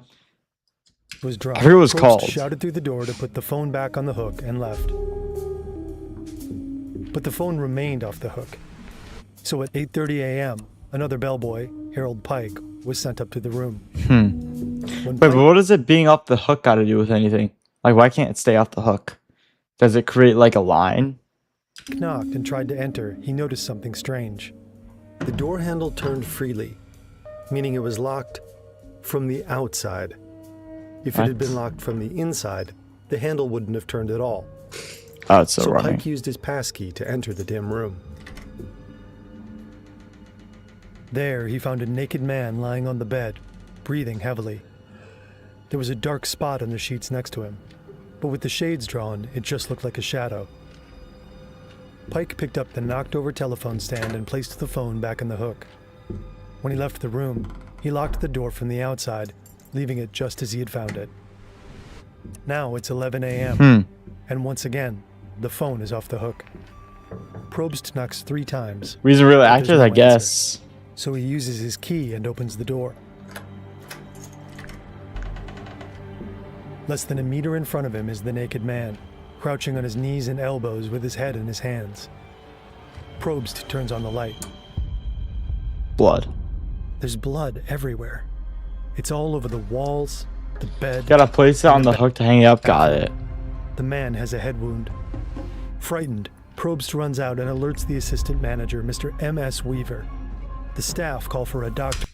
Bro, why do people like have like? Why is their first name's initials M.S. Weaver? Notify the police. At around 11:15 a.m., the 2 men and another staff member return to the room, but they can only open the door a few inches. It seems the injured guest has collapsed against it from the inside. Is he like crawling? I'm confused. 15 minutes later, Dr. Harold F. Flanders arrives at the scene. Mr. Weaver, Dr. Flanders, and the bellboy, Pike, enter the room. The guest is no longer blocking the door. Instead, they find him sitting on the edge of the bathtub with his arms and head draped over the sink. Bro, what? Strangely, there's a clothesline tied around his neck, ankles, and wrists. But who is getting in? The doctor They're going there every 30 minutes. takes stock of his condition. He's been stabbed in the chest. The wound might have punctured his lung. His skull is fractured on the right side, where he was struck multiple times. And there are bruises around his neck suggesting he's been strangled. Miraculously, the man is still breathing and semi-conscious. Yeah, how's this dude Cuts him alive? loose and notes that his wounds aren't fresh. They seem to be at least 6 or 7 hours old. The blood is already dry. Yo. Shit's in the past. I swear to God, I will time your ass out. It's 2026. Let it go. According to newspaper reports, when police detective Ira L. Johnson arrives, they ask the wounded man a series of questions. Who did this, Mr. Owen? Who was in the room with you? Nobody. How did you get these injuries? I fell against the bathtub. Did you try to commit suicide? No. Following this brief Bro, he's getting like blackmailed. Not blackmailed, but like. But like, bro, nobody's in there with you. Oh. Alright, theory. The dude is hiding in the room somewhere. That's how like he keeps getting in. Because he's not in there. He's not leaving the room and coming back.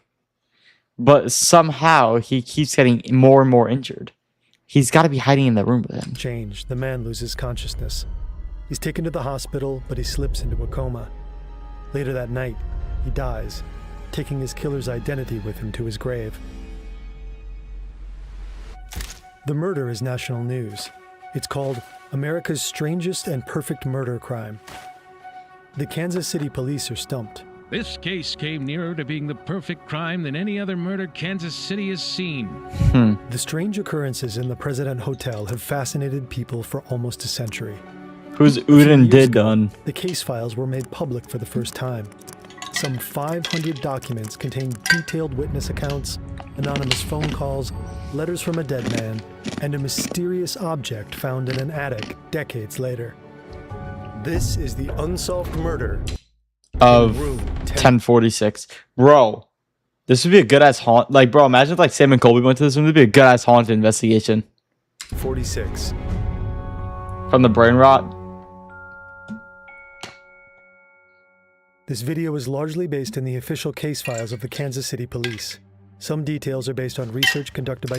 Chat question. Do y'all like the real actors or do you like the illustrations better? I know real actors cost less, but I think the illustrations look a little bit better. What do we think? Or not illustrations. You know what I mean, though. What are they called again?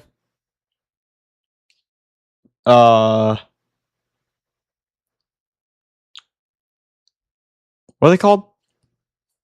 Dr. John Arthur Horner of the Kansas City Public Library, the first to gain access to these files. We also reference the 1943 article Mystery Murder, Room 1046 by the Newcastle Sun.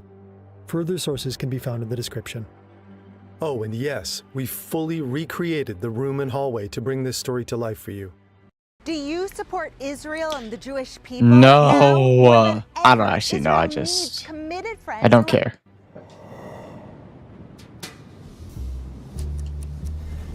$1:20 p.m. It's afternoon, and bellboy Randolph Probst is asked to escort a new guest to his room. The guest is Roland T. Owen. Is that who He got looks killed? young, but his age is hard to guess. He could be anywhere from his early That's who got 20s killed, to his Mr. Owen. mid-30s. He's well dressed in a black overcoat with a heavyset build and brown hair. He also has cauliflower ear, giving him the look of a boxer or a wrestler. They take the elevator all the way to the 10th floor. While checking in, the young man had made a very specific request. He asked for a room several floors up with a window that didn't face the street.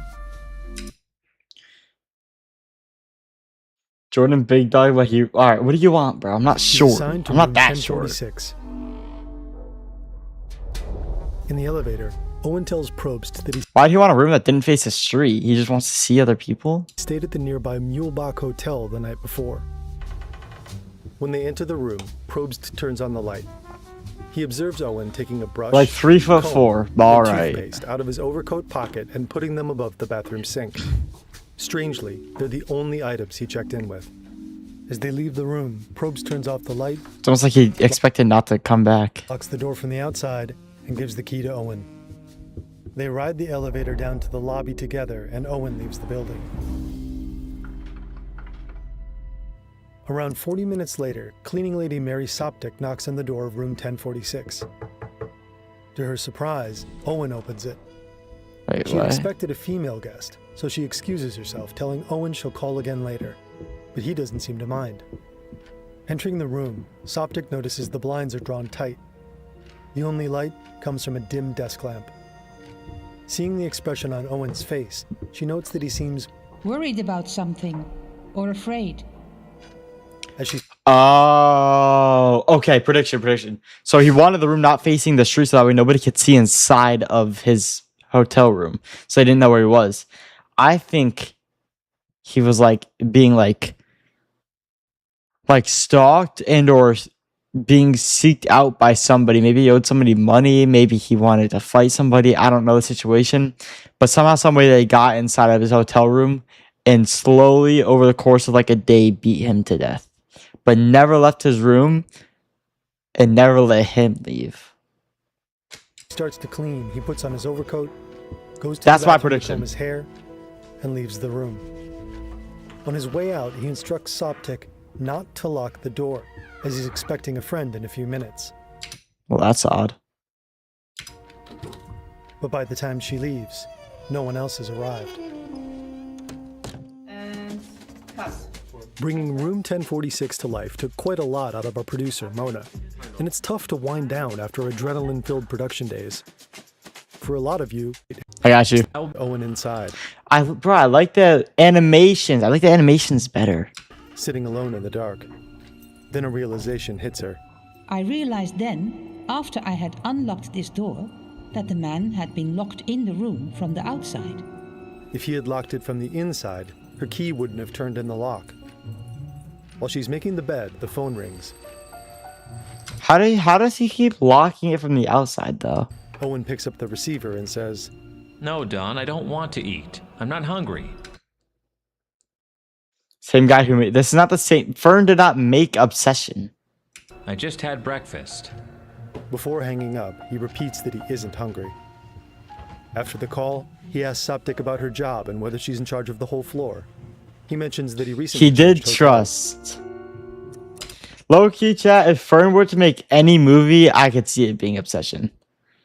Chat, if Fern were to make any movie, I would see it being Obsession. At around 4 o'clock that afternoon, she returns to deliver fresh towels. Or or like maybe some Backrooms-esque movie, but I think Obsession fits him. But this time, Owen isn't alone. As Soptic approaches the door, she hears 2 men talking in low tones. She knocks in the door. Who is it? It's the maid. I want to leave some fresh towels. No, we don't need any. We've got enough. Strange, she thinks. She didn't leave any towels in the room that morning. And the only reason the other man might lie is to keep her out of the room. Chat, what is the move? What was that game called? The game where I was running from the old dude with the bat inside that hotel, and you could only quick peek around corners, and then if you peek, and then you just got that feeling like he's right there, bro. Y'all know what I'm talking about. What game was that called? What game was that? That's what this hotel looks like. Looks like floor number 3 in that game. Robert Lane is driving down 13th Street past Lydia Avenue. Dead at night. There we go. Running down the street toward him. It's a cold January night, but he's only wearing shoes, trousers, and an undershirt. Waving and shouting, the stranger asks Lane to stop. But when he approaches, Tell me that hotel room doesn't, or that hotel hallway doesn't look like it. Tell me that hotel hallway doesn't look like at dead at night, bro. the car, he realizes his mistake. I'm sorry, I thought you were a taxi. Shit. Still, he asks for a ride. Will you take me to where I can get a cab? Bad aim. Chat. Rule number 1. Never hitchhike. Never pick up a hitchhiker. I don't know why we do it. When are we finishing at Dead at Night, buddy? That shit's never getting done. There's so many puzzles in that game, and you don't even worry about the puzzles. You just worry about not dying, bro. It's like, I don't know. It wasn't that great. It's a good horror game. Only pick up hitchhikers that day. No, never. Just don't pick up a hitchhiker. Lane agrees. And as the man hops into the back seat, he gets a closer look at him. There's a deep scratch on his left arm, and he's cupping his hands together, as if to catch blood dripping from a more serious wound. You look as if you've been in it bad. The man responds with a grumbled threat to his attacker. I'll kill that tomorrow. The statement sticks in Lane's mind. When they reach the intersection at 12th and Fairs? Exactly, bro. Just never do it. Or you say fairs to the... There's too many puzzles and you just worry about dying shit. the young man thanks him and jumps out of the car. He runs to a parked taxi, opens the door, and honks the horn, summoning the driver from a nearby restaurant. Elevator operator and stand-in bellboy Charles Blocker is like it's a good game. It would be a better game if it was more of like an escape type of game. Like imagine that, but like in a granny-esque scene where you just have to like try and find your way out. Not like any items necessary, just try and find your way out. They're like trying to like contact spirits or something. It's very weird. Walking in for his night shift. Shortly after, a woman enters the elevator and asks to be taken to the 10th floor. Hi, Toby. Blocker recognizes her as a commercial woman who often frequents the hotel with different men. She's about 5'6", commercial woman, 135 pounds, with black hair, and she's wearing a black Hudson seal coat with a light strip of fur on the collar. She asks about room 1026, telling Blocker that she's looking for a client, a man who is usually very prompt in his appointments. Got it. This is your brain when you're struggling. So she's a. This is your brain. Let's just say you can find her on the side of the road for $20. When you're in the zone. But get Hush. But after a short time, she returns She goes to the 1046. elevator, claiming she couldn't find him. Blocker takes her back to the lobby, and she leaves the hotel. After about an hour, she's back. Copping out of Blocker, This time, bro. she's accompanied by a man. He's around her height, with a slender. Why is it still in the elevator? Build. He's wearing a light brown overcoat, a brown hat, and brown shoes. They ask to be taken up together, this time to the 9th floor. 1046. At around 4:15 a.m., the woman returns from the 9th floor and leaves the hotel. 15 minutes later, the man she arrived with follows.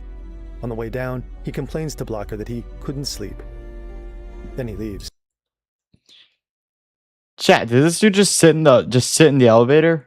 Is that his whole shift, just sitting in the elevator? What a boring ass It's the middle of the job. night, and hotel guest Jean Owen is lying awake in her room 1048. She's trying to sleep, but the noises coming from the room next door are keeping her up. Oh. She can hear multiple voices sounding both male and female. They're talking loudly and swearing. It's so loud, in fact, that she considers calling the front desk, but she decides against it. Eventually, she falls asleep. When she wakes up at 8 a.m., it's quiet. She eats breakfast and checks out, unaware that in the room next to hers, Someone died. only a few hours later, a man will be found, inches from death. But what happened? Kansas City police detectives Ira L. Johnson and William E. Eldridge are at a loss. But he did not get in the elevator, bro. Yo, I just want to know, like how did nobody leave that room for 4 hours? And like they were checking on him every 30 minutes to pick up the phone. So between her hearing them talking at night and in the morning him being like up barely alive, what could have possibly happened where nobody heard it and nobody left the room? They finished It had to have been the women and the man that went up there at 10:30 and left at 4 a.m. Like, it has to be, right? Like, there's no other explanation. Viewing all the witnesses Because they went to the 9th floor. He's on the 9th floor. could find, but their statements have led to more questions than answers. The front desk ledger at the President Hotel shows the victim signed in as Roland T. Owen from Los Angeles. But when they checked the ledger at the Mulebach Hotel, where he told staff he had previously stayed, he was signed in as Eugene K. Scott. The detectives contacted authorities in Los Angeles, but neither name could be found in any records. They're fake identities. They also pursued another lead, that the victim was a professional wrestler. A week after the man's death, a wrestling promoter from Arkansas named Tony Bernardi came to identify the body. At Melody McGilly Funeral Home, Bernardi positively identified the man as one who had approached him weeks earlier for work. According to John Horner, the name he had given was Cecil Werner, another alias leading to another dead end. Cecil Werner. That's why he had cauliflower ear. He was a fighter. Based on the accounts of the hotel's maiden bellboy, someone clearly locked the victim in his room. But from the... That's...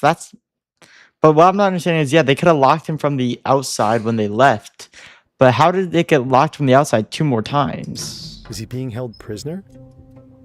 The Newcastle Sun claims that Owen likely didn't have the key to his room, as it wasn't found there after his death. And this wasn't the only thing that was missing. All of the victim's clothing, his toiletries, and the knife he was stabbed with had disappeared.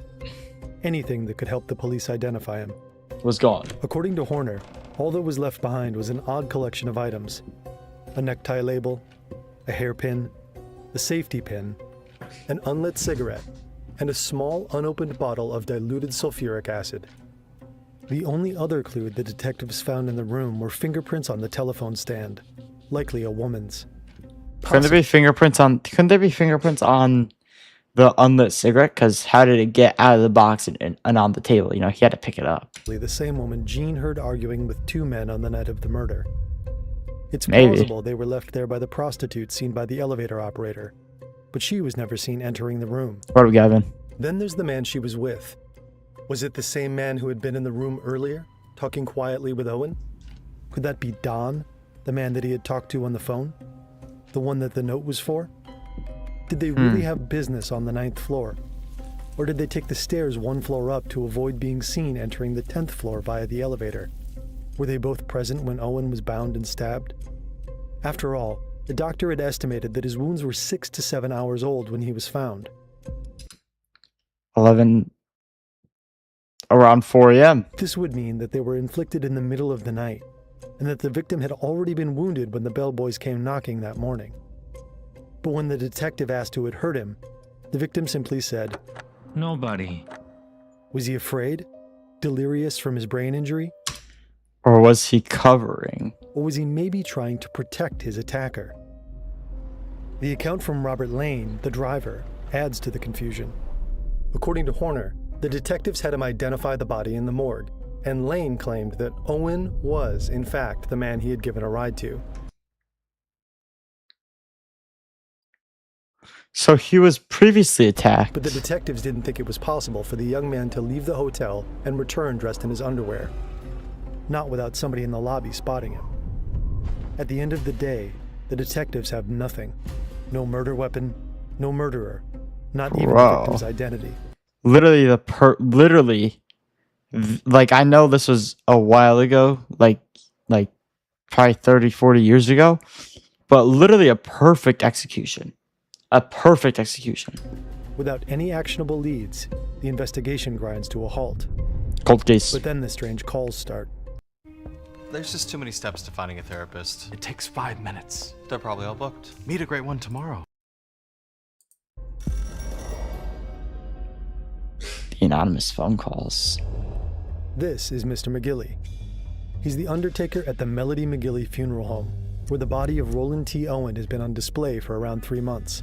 Dude, come on, During Toby, this time, stop. Thousands of people stop by in the hopes of identifying the body, without any luck. Since no family member or relative has come forward to claim it, the time has come to bury the body in a mass grave reserved for the poor and the anonymous. Damn. But first, an obituary for the unknown man is published That in the kinda Kansas City Journal sucks. Post. You're telling me 1,000 people went to identify and nobody knew who it was? Or had any ideas? That's insane. That, bro, 1,000 people, nobody can tell you? Wow. Horner claims that shortly after, Mr. McGilly receives an anonymous phone call. The man on the other end makes a simple request. Don't bury Owen in a pauper's grave. Instead, he asks that Owen be buried in Memorial Park Cemetery. What? He assures the undertaker. I will send funds to cover the funeral expenses. The caller explains that Owen jilted a girl he'd promised to marry. He claims to What does jilted mean? have witnessed this, and that the three of them held. So that girl was probably the prostitute. He found out that she was a prostitute, and she said, and he goes, "Nah, I'm not marrying you." The little meeting at the President Hotel. Who is this? I'll have to report this to the police. Unconcerned, the man simply responds, "That's all right, Mr. McGilly." He says one last thing before hanging up. Wow. Owen hadn't played the game fair, and cheaters usually get what's coming to them. Hadn't played the game fair. Meanwhile, the editor of the Journal Post also receives a phone call, but this time, the caller is a woman. She tells the editor that the story in the paper is wrong. Roland Owen will not be buried in a pauper's grave. Arrangements have been made for his funeral. Who Wow. are you? Who's calling? Never Who mind. is I know this? what I'm talking about. What happened to Owen at the hotel? He got into a jam. Just as the man on the first call promised Mr. McGilly, 20 days later, the funeral home receives a special delivery. Wow. A letter carefully addressed using a pen and ruler. Enclosed is $25 in cash. This isn't the only 25. anonymous delivery. So I was to 15 bury somebody, American roses are $25? sent to the funeral. The florist who delivers them is instructed to include a card.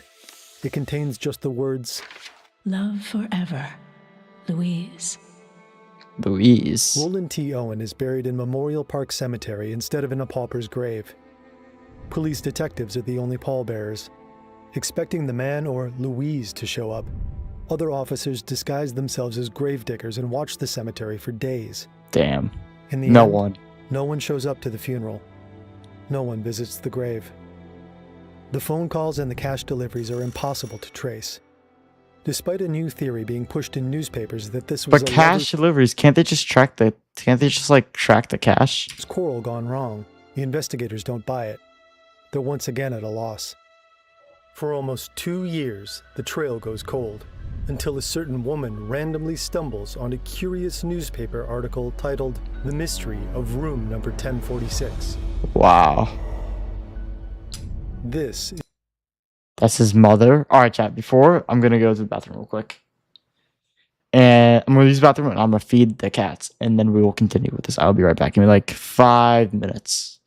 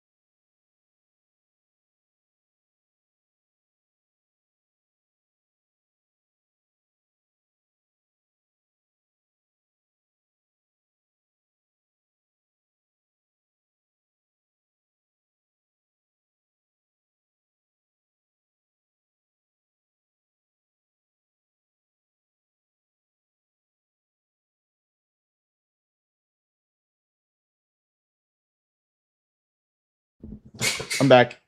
We back.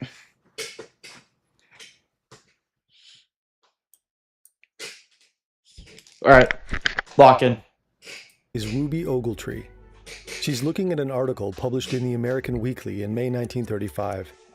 The article features a photo of a dead man, a man she recognizes immediately. It's her The son. scar on his head is unmistakable. She remembers him getting it from a grease burn as a child.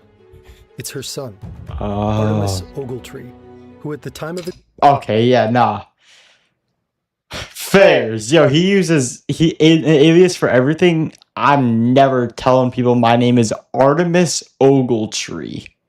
Who names their kid Artemis, bro? Nah, that's bad parenting. That's bad parenting. His death was only 17 years old. The article claims he was murdered. He was over a year ago 17? in January. The question is, if her son is really dead, then who's been writing to her all this time? That's coffee break plus. You get a coffee and get out of the plate. This game is fun as shit. Good ass friend slap game. In April of 1934, Artemis left his hometown of Birmingham, Alabama to hitchhike across the country with a friend named Joe Simpson. In late January 1935, Ruby receives a letter from her son. It's been a few weeks since he last wrote. His previous letters were always simple, telling her about his latest job prospects, his next destination, and the friends he was traveling with. I think that fellow I told you about was going to open a business and give me half interest in it has definitely made up his mind to open in the spring. He's about the best friend I have. He has a big Cadillac. We are going to Excelsior Springs next week in it. Artemis always wrote by hand. His writing was straightforward, with little exaggeration and few flourishes. But this letter is different. Ruby notices that it was written using a typewriter. As far as she knows, her son never learned how to type. But the letter says otherwise. I still practice on the typewriter when I get a chance. The big typewriter companies have branches in all large towns where you can practice Wait. How do you not learn how to type? It's just letters. all you want to. It's plausible that he could have learned, but it does strike her as suspicious. Reading the letter further, she finds out about his grand plans to head to New York, inspired by a conversation with a sailor. I was talking to a fellow the other day. He just got back from Europe. Worked his way across and back on a big freighter. He implies that he wants to travel the world and head for Europe. But first he has to make it to New York. Conveniently, he gets a chance to do just that. So where was this based The man in? wants me to drive him and his family to New York. The letter ends with a strange handwritten postscript. P.S. Don't worry about Artemis. Sorry to learn he's not coming home. Lem. Ruby receives the next letter several weeks later. Lem. This time from New York. Apparently, Artemis had driven the man, who he now identifies as Mr. Jordan, to the city. Jordan then helped him get a job, but it didn't work out. What stands out... So there's clues that they sent to his mother.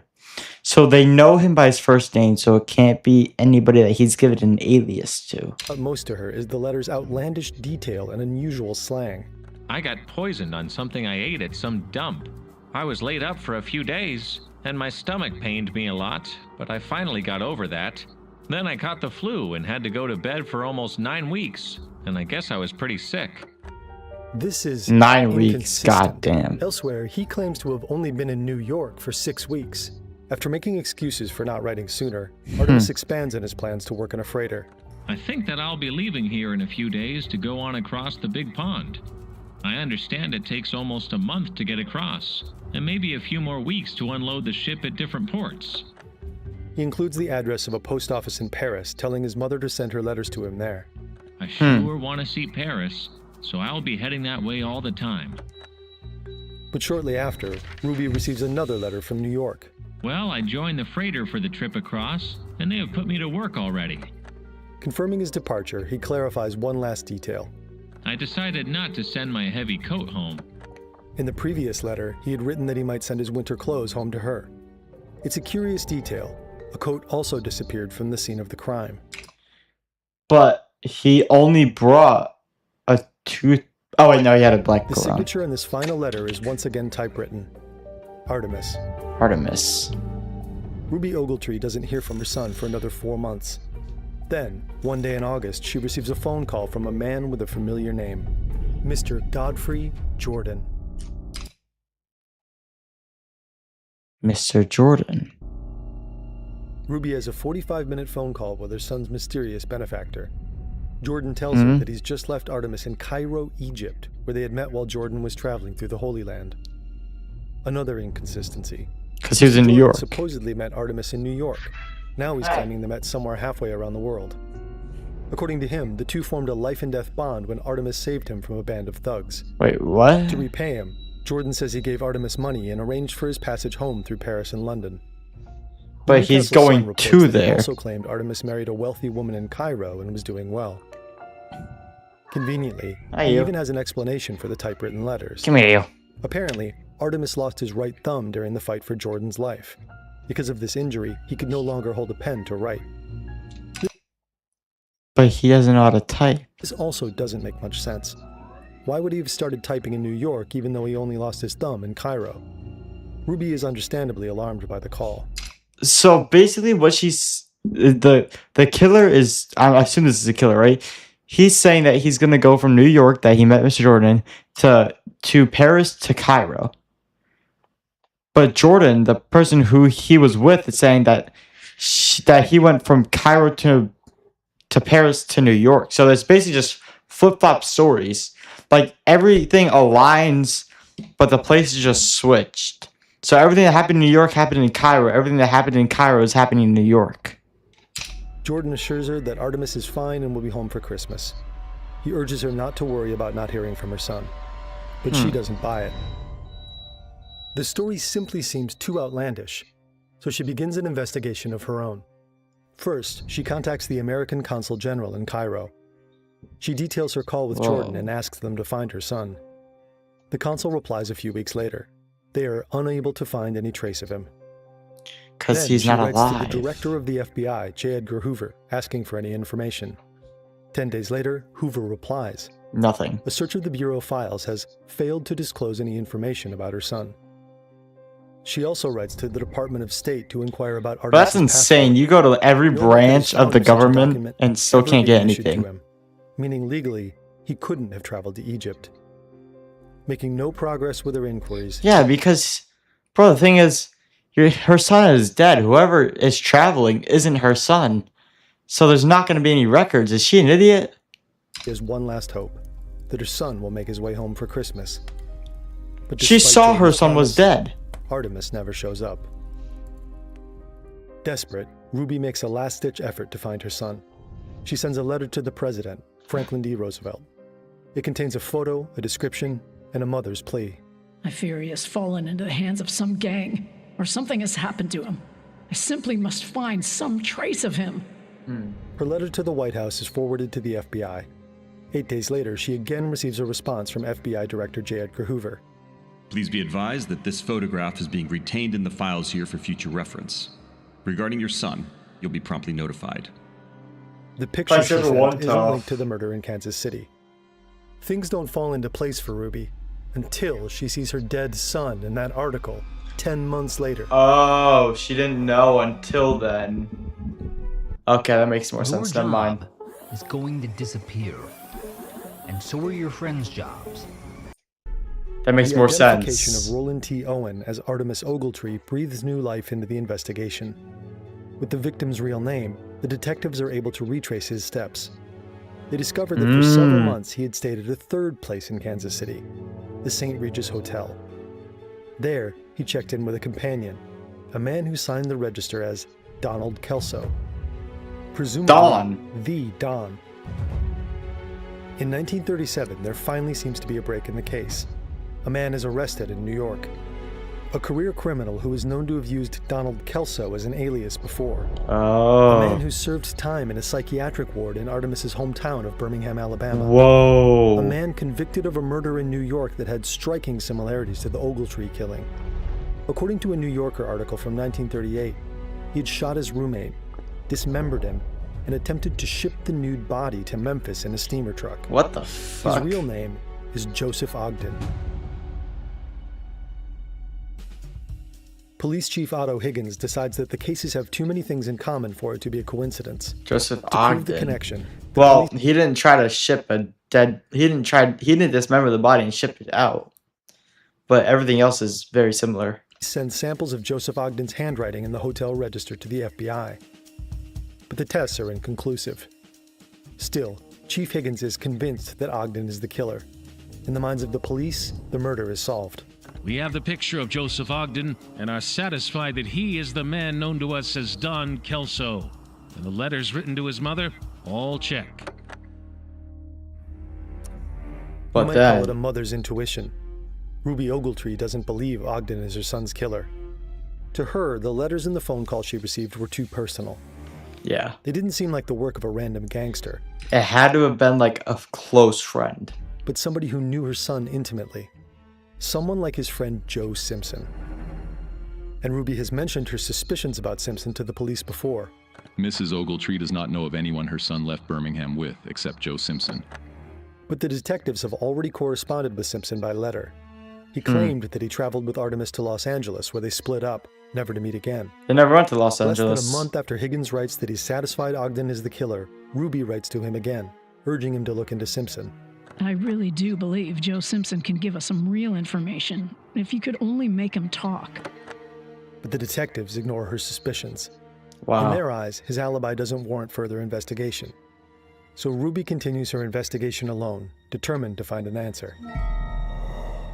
The friend. Her first lead is a letter Joe Simpson had sent after it became public knowledge that Artemis was the victim in the mysterious murder in room 1046.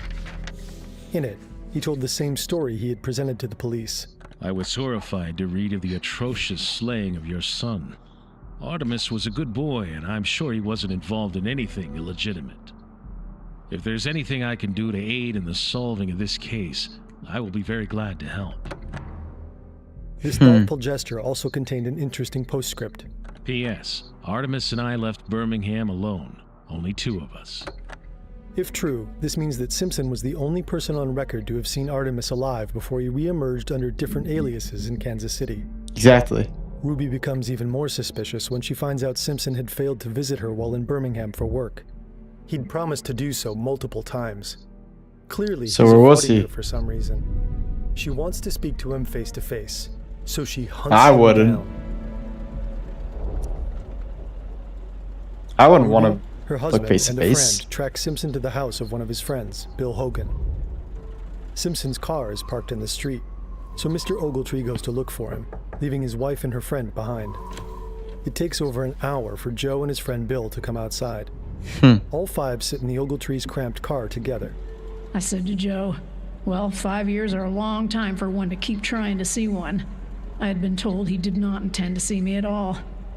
Joe tells Ruby that he had only avoided seeing her because he was afraid she would cry. It seems to her that Joe answers her questions very carefully. Mostly, he claims not to remember. But a few key things stand out to her. The first is Simpson's voice and speech patterns. During her call with Godfrey Jordan, she had noticed a specific verbal tic. He repeatedly prefaced his sentences with, You see, or, it's like this. Sitting in the car now, Joe says something that sets alarm bells ringing. You see? Artemis told me he wanted to go to Africa. Right after, his friend On some Darman shit. Bill corrects him, saying, Egypt. Why would he correct him? Was it a slip-up? And how would these boys know about the Egypt lie she was told on the phone? The longer she hears his voice, the more confident she becomes. Finally, she confronts Joe directly. I looked Joe square in the eyes and I told him I would know the voice that talked to me from Memphis. Sitting closely together in the car, his Shit. physical reaction is difficult to hide. Yeah, but like, now he knows and then he's gonna kill you too. You're not ready for it. He turned red, dropped his eyes, and was nervous. When the investigation comes up, she notes a curious shift in Joe's demeanor. She says that Kansas City's chief of police called the murder in room 1046 the perfect crime. At that, Joe seems to become cocky. He laughs and says, It is. They'll never get the ones who killed him. mirth is a strange reaction Wow. to your friend's death. That's... Ruby then mentions that her son was found nude, without any of his clothes or even his shoes. Once again, Joe just laughs and says, They were mine. He goes on to explain that he and Artemis had gotten kicked out of a hotel and slept in a park together. There, Artemis's shoes were stolen off his feet. The claim raises questions about the story that they had parted ways in LA, because Ruby remembers a crucial detail. Artemis had wired her about buying a new pair, and the wire had been sent from Kansas City, Missouri. If Joe remembers Artemis needing new shoes, it's likely the boys were together in Kansas City. Then Joe implies that he couldn't have been with Artemis because he was in high school during that time in 1935. But Ruby sees in the school's records that Joe was expelled for poor attendance on January 2, 1935, the same day Artemis checked into the President Hotel. The records also show that Joe had been absent from school for a total of 21.5 days, meaning that he also could have been absent in the days before the murder. Finally, Joe claims to have stayed in touch with Artemis after they split up. He promises Ruby he'll send her a letter he received from Artemis, a letter he claimed never did. Was badly typed. Ruby knows all the letters Artemis would have sent while he was with Joe were handwritten. The letters she'd received from the imposter after her son's death weren't public knowledge.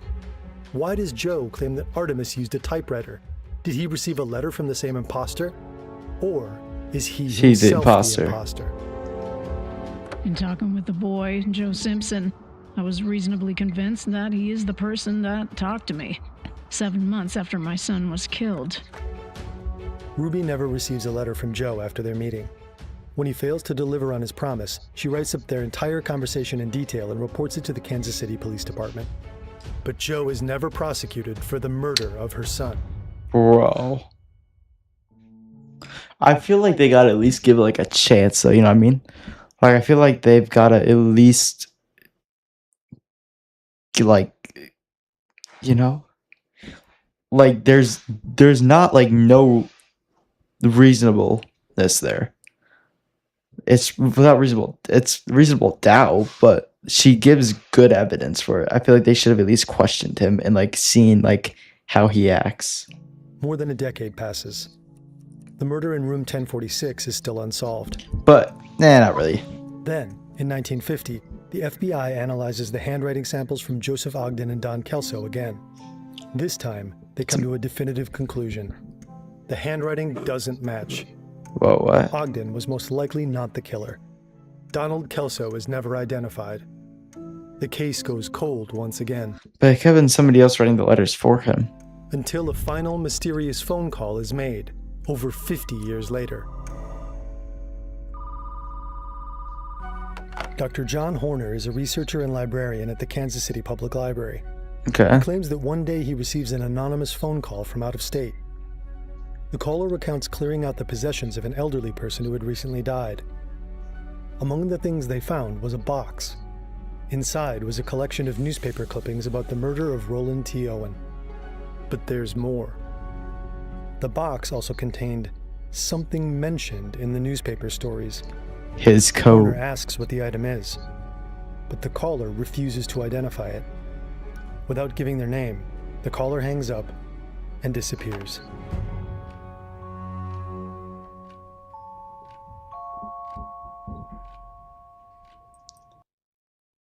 But, like, if he's gonna call, why wouldn't he say they died?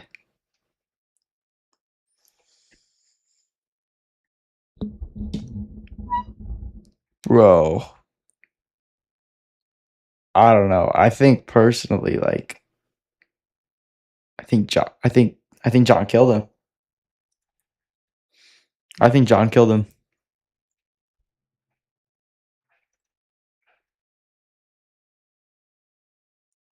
This looks good. Wait, that bro. I think John killed him. I think we end there. Maybe one more.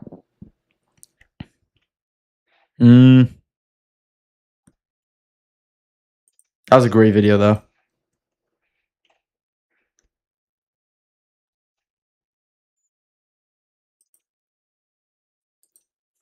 Let's get this out of the way. We have got to the point where literally anybody can build a fully working app without knowing how to code. This is Base 44. This is the first In Schedule 1, you earn money by growing drugs, mixing drugs, and selling drugs. But what Mhm. happens if we completely remove drugs as a source of income? What do you just like pickpocket and steal? Matter of fact, what if we don't even have them in our inventory? Today, our goal is to make $1 million without selling a single drug. Is it possible? Let's find out. We drove Yeah. to Highland Point, It'd take a in while. RV, made our beautiful character, and got started. First, we collected all the items out the RV, except sold for the them? weed, of course. And then we immediately headed to the pawn shop to sell everything we had. The pawn shop was one of the 4 ways we can make money, but we're gonna Oh, the casino. If you hit 20x a few times, you could make a mil pretty easily. Pickpocket money, pawn guns, casino,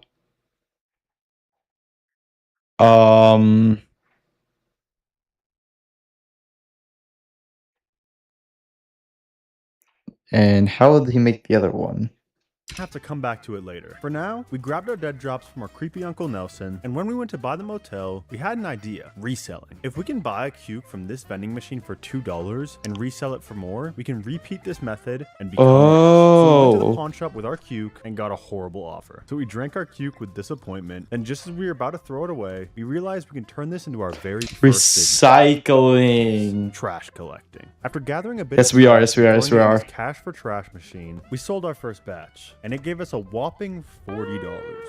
That's right, at $40 per trash can, we would need to do that 25,000 times to reach our goal. So we decided to try human trafficking. We knocked Javier out, stuffed his body in a trash can, and Don't got a work. dollar. Hey, Javier, appreciate the dollar, brother. All right, Oh, it human does work. trafficking's not worth it. It's actually time to upgrade. We I went got to it from the hardware Greg, store and bought remember. ourselves a full inventory of trash grabbers. Actually, this time, Dan, I'm not a drug dealer. I work in agriculture? Yeah, I guess. Then we went back to collecting trash. After filling up our entire inventory, we emptied each and every trash grabber and received $148. This was horrible too. But we realized there's tiers to trash. Stuff like cigarettes and paper only gets you $1 per item, while metal cans and plastic bottles get you $2 per item. And finally, the best item, glass Bombs. bottles. So we decided to only collect the most valuable trash in town. We collected hundreds of plastic bottles and glass bottles. And after filling up every single trash grabber in our inventory with only premium trash, we got $320. Dang. Which brought us to our first 1,000, which means we're 0.1% of our way there. Can I type? Yeah, you can type. Alright, the trash was getting us nowhere. It was time to move on to chapter 3, robbing people. So we started pickpocketing everyone in town. And one of the initial people we pickpocketed had a sewer key. So we went down there, took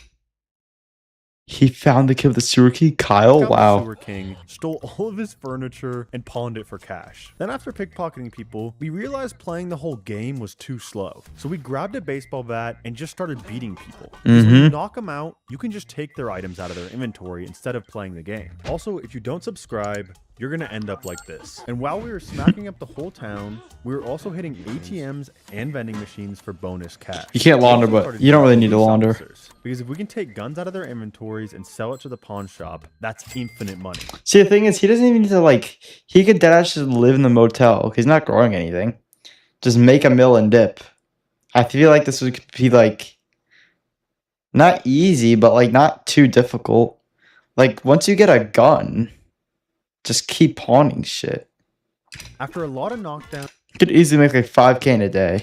including the very last one, the priest. I'm sorry, priest. We finally hit our first $10,000, which means we're 1% there. But then we got greedy. Instead of just taking out one officer, we tried to take out multiple for their guns. Quick drop!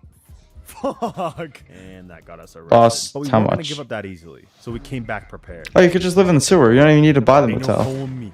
I'd be quick to run up, let it pop. That's just the O in me. After successfully wiping out half easily, so we came back prepared. Play some King Von. Ain't no hole in me. I'd be quick to run up, let it pop. That's just the O in me. After successfully wiping out half the police force, we Good collected their guns dynamite. and waited to the next day to sell them. Oh, it's a good day to sell. He's offering high. Luckily, prices He were higher than is. usual that day. So we went hunting for $34.50. even more guns. In this corner. All your shit, little bro. After taking out a few more officers and selling everything, we made around $8,000. To thank our police friends for their generous donation, shit. we built a statue in their honor. Beautiful. beautiful Roman artwork. It looks like that guy's spitting out the water. It looks like that guy's doing something else with the water. You, Lily? You're busy looking at your phone. People this generation, bro, can never enjoy real artwork. After this, we had a decent bit of cash. So it's time to go to the happiest place on earth. The casino. The casino. But I didn't just want to gamble. I had a strategy. You gotta win In the 20x. casino, there's a game called Ride the Bus, where there's 4 rounds of cards. The first card, you guess if it's black or white. The second card, you guess if the number is going to be higher or lower than the last one. The third card, you guess if the next number is going to be inside the 2 cards or outside the 2 cards. And the fourth one, you have to guess the suit. This game is not in regular casinos, cause the odds are actually in the player's favor. So then I asked ChatGPT to cook me up a rule book to play by. Black or red was obviously random, but when it comes to higher or lower, I did or in black. and out, there's a bunch of math in it. Bro, I love Ride the Bus. I'm so good at it. I always guess black, and then you just play the odds for the next round. If you get black and it's a 2, you know. But if it's like a 7, the odds for the next round to get it inside or outside, you go higher. I followed ChatGPT's playbook the entire time. Or no, you We go were slowly lower. losing our money, and we were back down to $1,000. But then this happened. Bang! Okay, we're Really? I'd go clubs still there. down $5,000 or $6,000, and then it happened again. Bang! Let's go. Big I'd have gone spades there. energy. Mega chunks of white meat chicken. And then we got struck by lightning. What the fuck just happened? Wait, what? What just blew the fuck up? What? What just blew up? What was that, dude? I Lightning. don't understand. What just happened? Is everyone okay? The earth just blow up? And after an hour of doing was this, lightning. we made around $10,000, which was great, Wow. and my plan worked, but it was still just slow. So we had to move to a faster and riskier strategy. Slots. We set every machine to a $100 bet and started Slots rolling is not around good, spamming though. all of them. After Slots about is 40 not minutes of good, getting though. arthritis in my hands, What's up? We were up over $30,000. Really? Now that we have over $50,000, Bro, I played slots and I it's time could for not our do biggest anything plan. on The slots. best way to make legal money in this game is buying and reselling Gold bars. But the thing is, to buy gold bars, you need clean cash. So it was time to invest. So with our money we got from the casino, the trash, and slapping people around, we invested in businesses. The dealer you have to unlock by making, you just gotta sell to people, and eventually you'll get you'll get Benji unlocked. Our first business we bought was the laundromat. And while the money was laundering, we got He lives in the room next to you in the motel number 2. Go to him, talk to him, see who his connections are, and then just deal to them and make friends with them. bored. So we bought a gold watch for $5,000 and headed to the pawn shop to resell it. Mm. 7.5? Okay, we're asking for too much. All right, we just made $2,500 profit off that watch. After this, we knew our strategy worked because we made $2,500 profit off just one gold watch. The thing is, the gold bars are $10,000 each, so we need to launder a lot of money. So we waited a while for our printers to keep printing and finally had enough for our first gold bar. But right now, it wasn't worth it. We needed more properties to launder even more money. So instead, we bought ourselves... It used to be like, if you bought a gold bar, it would auto sell for 15K minimum. Now it's like 10K or the post office. Like just and as with much. those two properties, we can launder In the motel, $6,000 yeah. a day. So we kept laundering and laundering and laundering. And soon enough, we had $20,000 in clean cash. But we Mhm. reinvested that money straight into another property, the car wash. So That's now smart. We're laundering $12,000 a day. And now that we have these Enough to buy a gold bar a businesses up day. and running, we can buy a gold bar every single day. So we waited 2 days and invested in 2 gold bars. Then we went to the pawn shop and he gave us a despicable offer. So we put him on. We then waited for the next day because every single day his offers changed. But the next day Mhm. was dog shit again. But the day after that was a banger. 30K. let's fucking go! Bang. Okay, that's $14,500 of profit. So we Wow. laundered that money we got, bought 3 gold bars, a gold watch, and a silver chain, which costed us a whopping You reached 2K, W. $37,000. But the profit was massive. Yes, bro. 54K. Okay, we spent 38, 37. Holy shit. We kept doing this over and over and over again. Our days consisted of laundering money, gooning, and talking to the pawn shop guy. Our next deal was 6 gold bars, a gold chain, and Suburban. And that got us over $100,000. Bang! And after this, we bought taco ticklers for Wow, $50,000. We wait, brought our daily that's so laundering smart. from $12,000 to $50,000. 20. We made our money back up, laundered it all, and our next deal was for $400,000. Oh, let's go. Yes, yes, yes, yes, yes, yes, yes, yes, yes, yes, yes, yes, yes, yes. So we completed that deal. Bang! Let's bang! It's like it's a rush. when you It's get the so money, but rewarding. then you realize you have to fucking launder for 8 hours, and it's not a rush anymore. And then on top of that, some days he doesn't have good offers, and then you just get cooked on that day.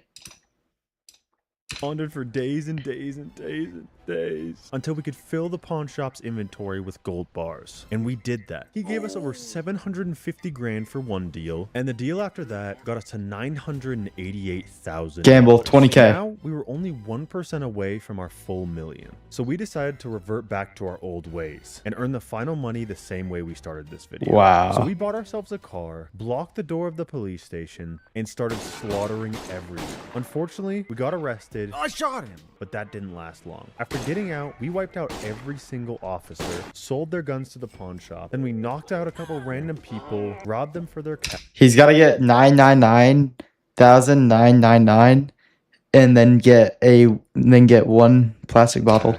And soon enough, we were $40 away from our $1 million goal. All that was left was to hope the trash sitting in our inventory was worth at least $40 more. Yes! Bingo. Let's fucking go, dude. Wow, he actually did it. So long. Big fucking W's. $1 million. We're millionaires, it's true. We started from nothing, picking trash. Then we started robbing people for the That's actually cash. smart. Then we started robbing houses, reselling gold, and in the end, we're millionaires. Thank you guys so much for watching. I'd like to give a massive shout out to Giant Beck for giving me this video idea. He makes absolute bangers, and you guys Actually smart. W.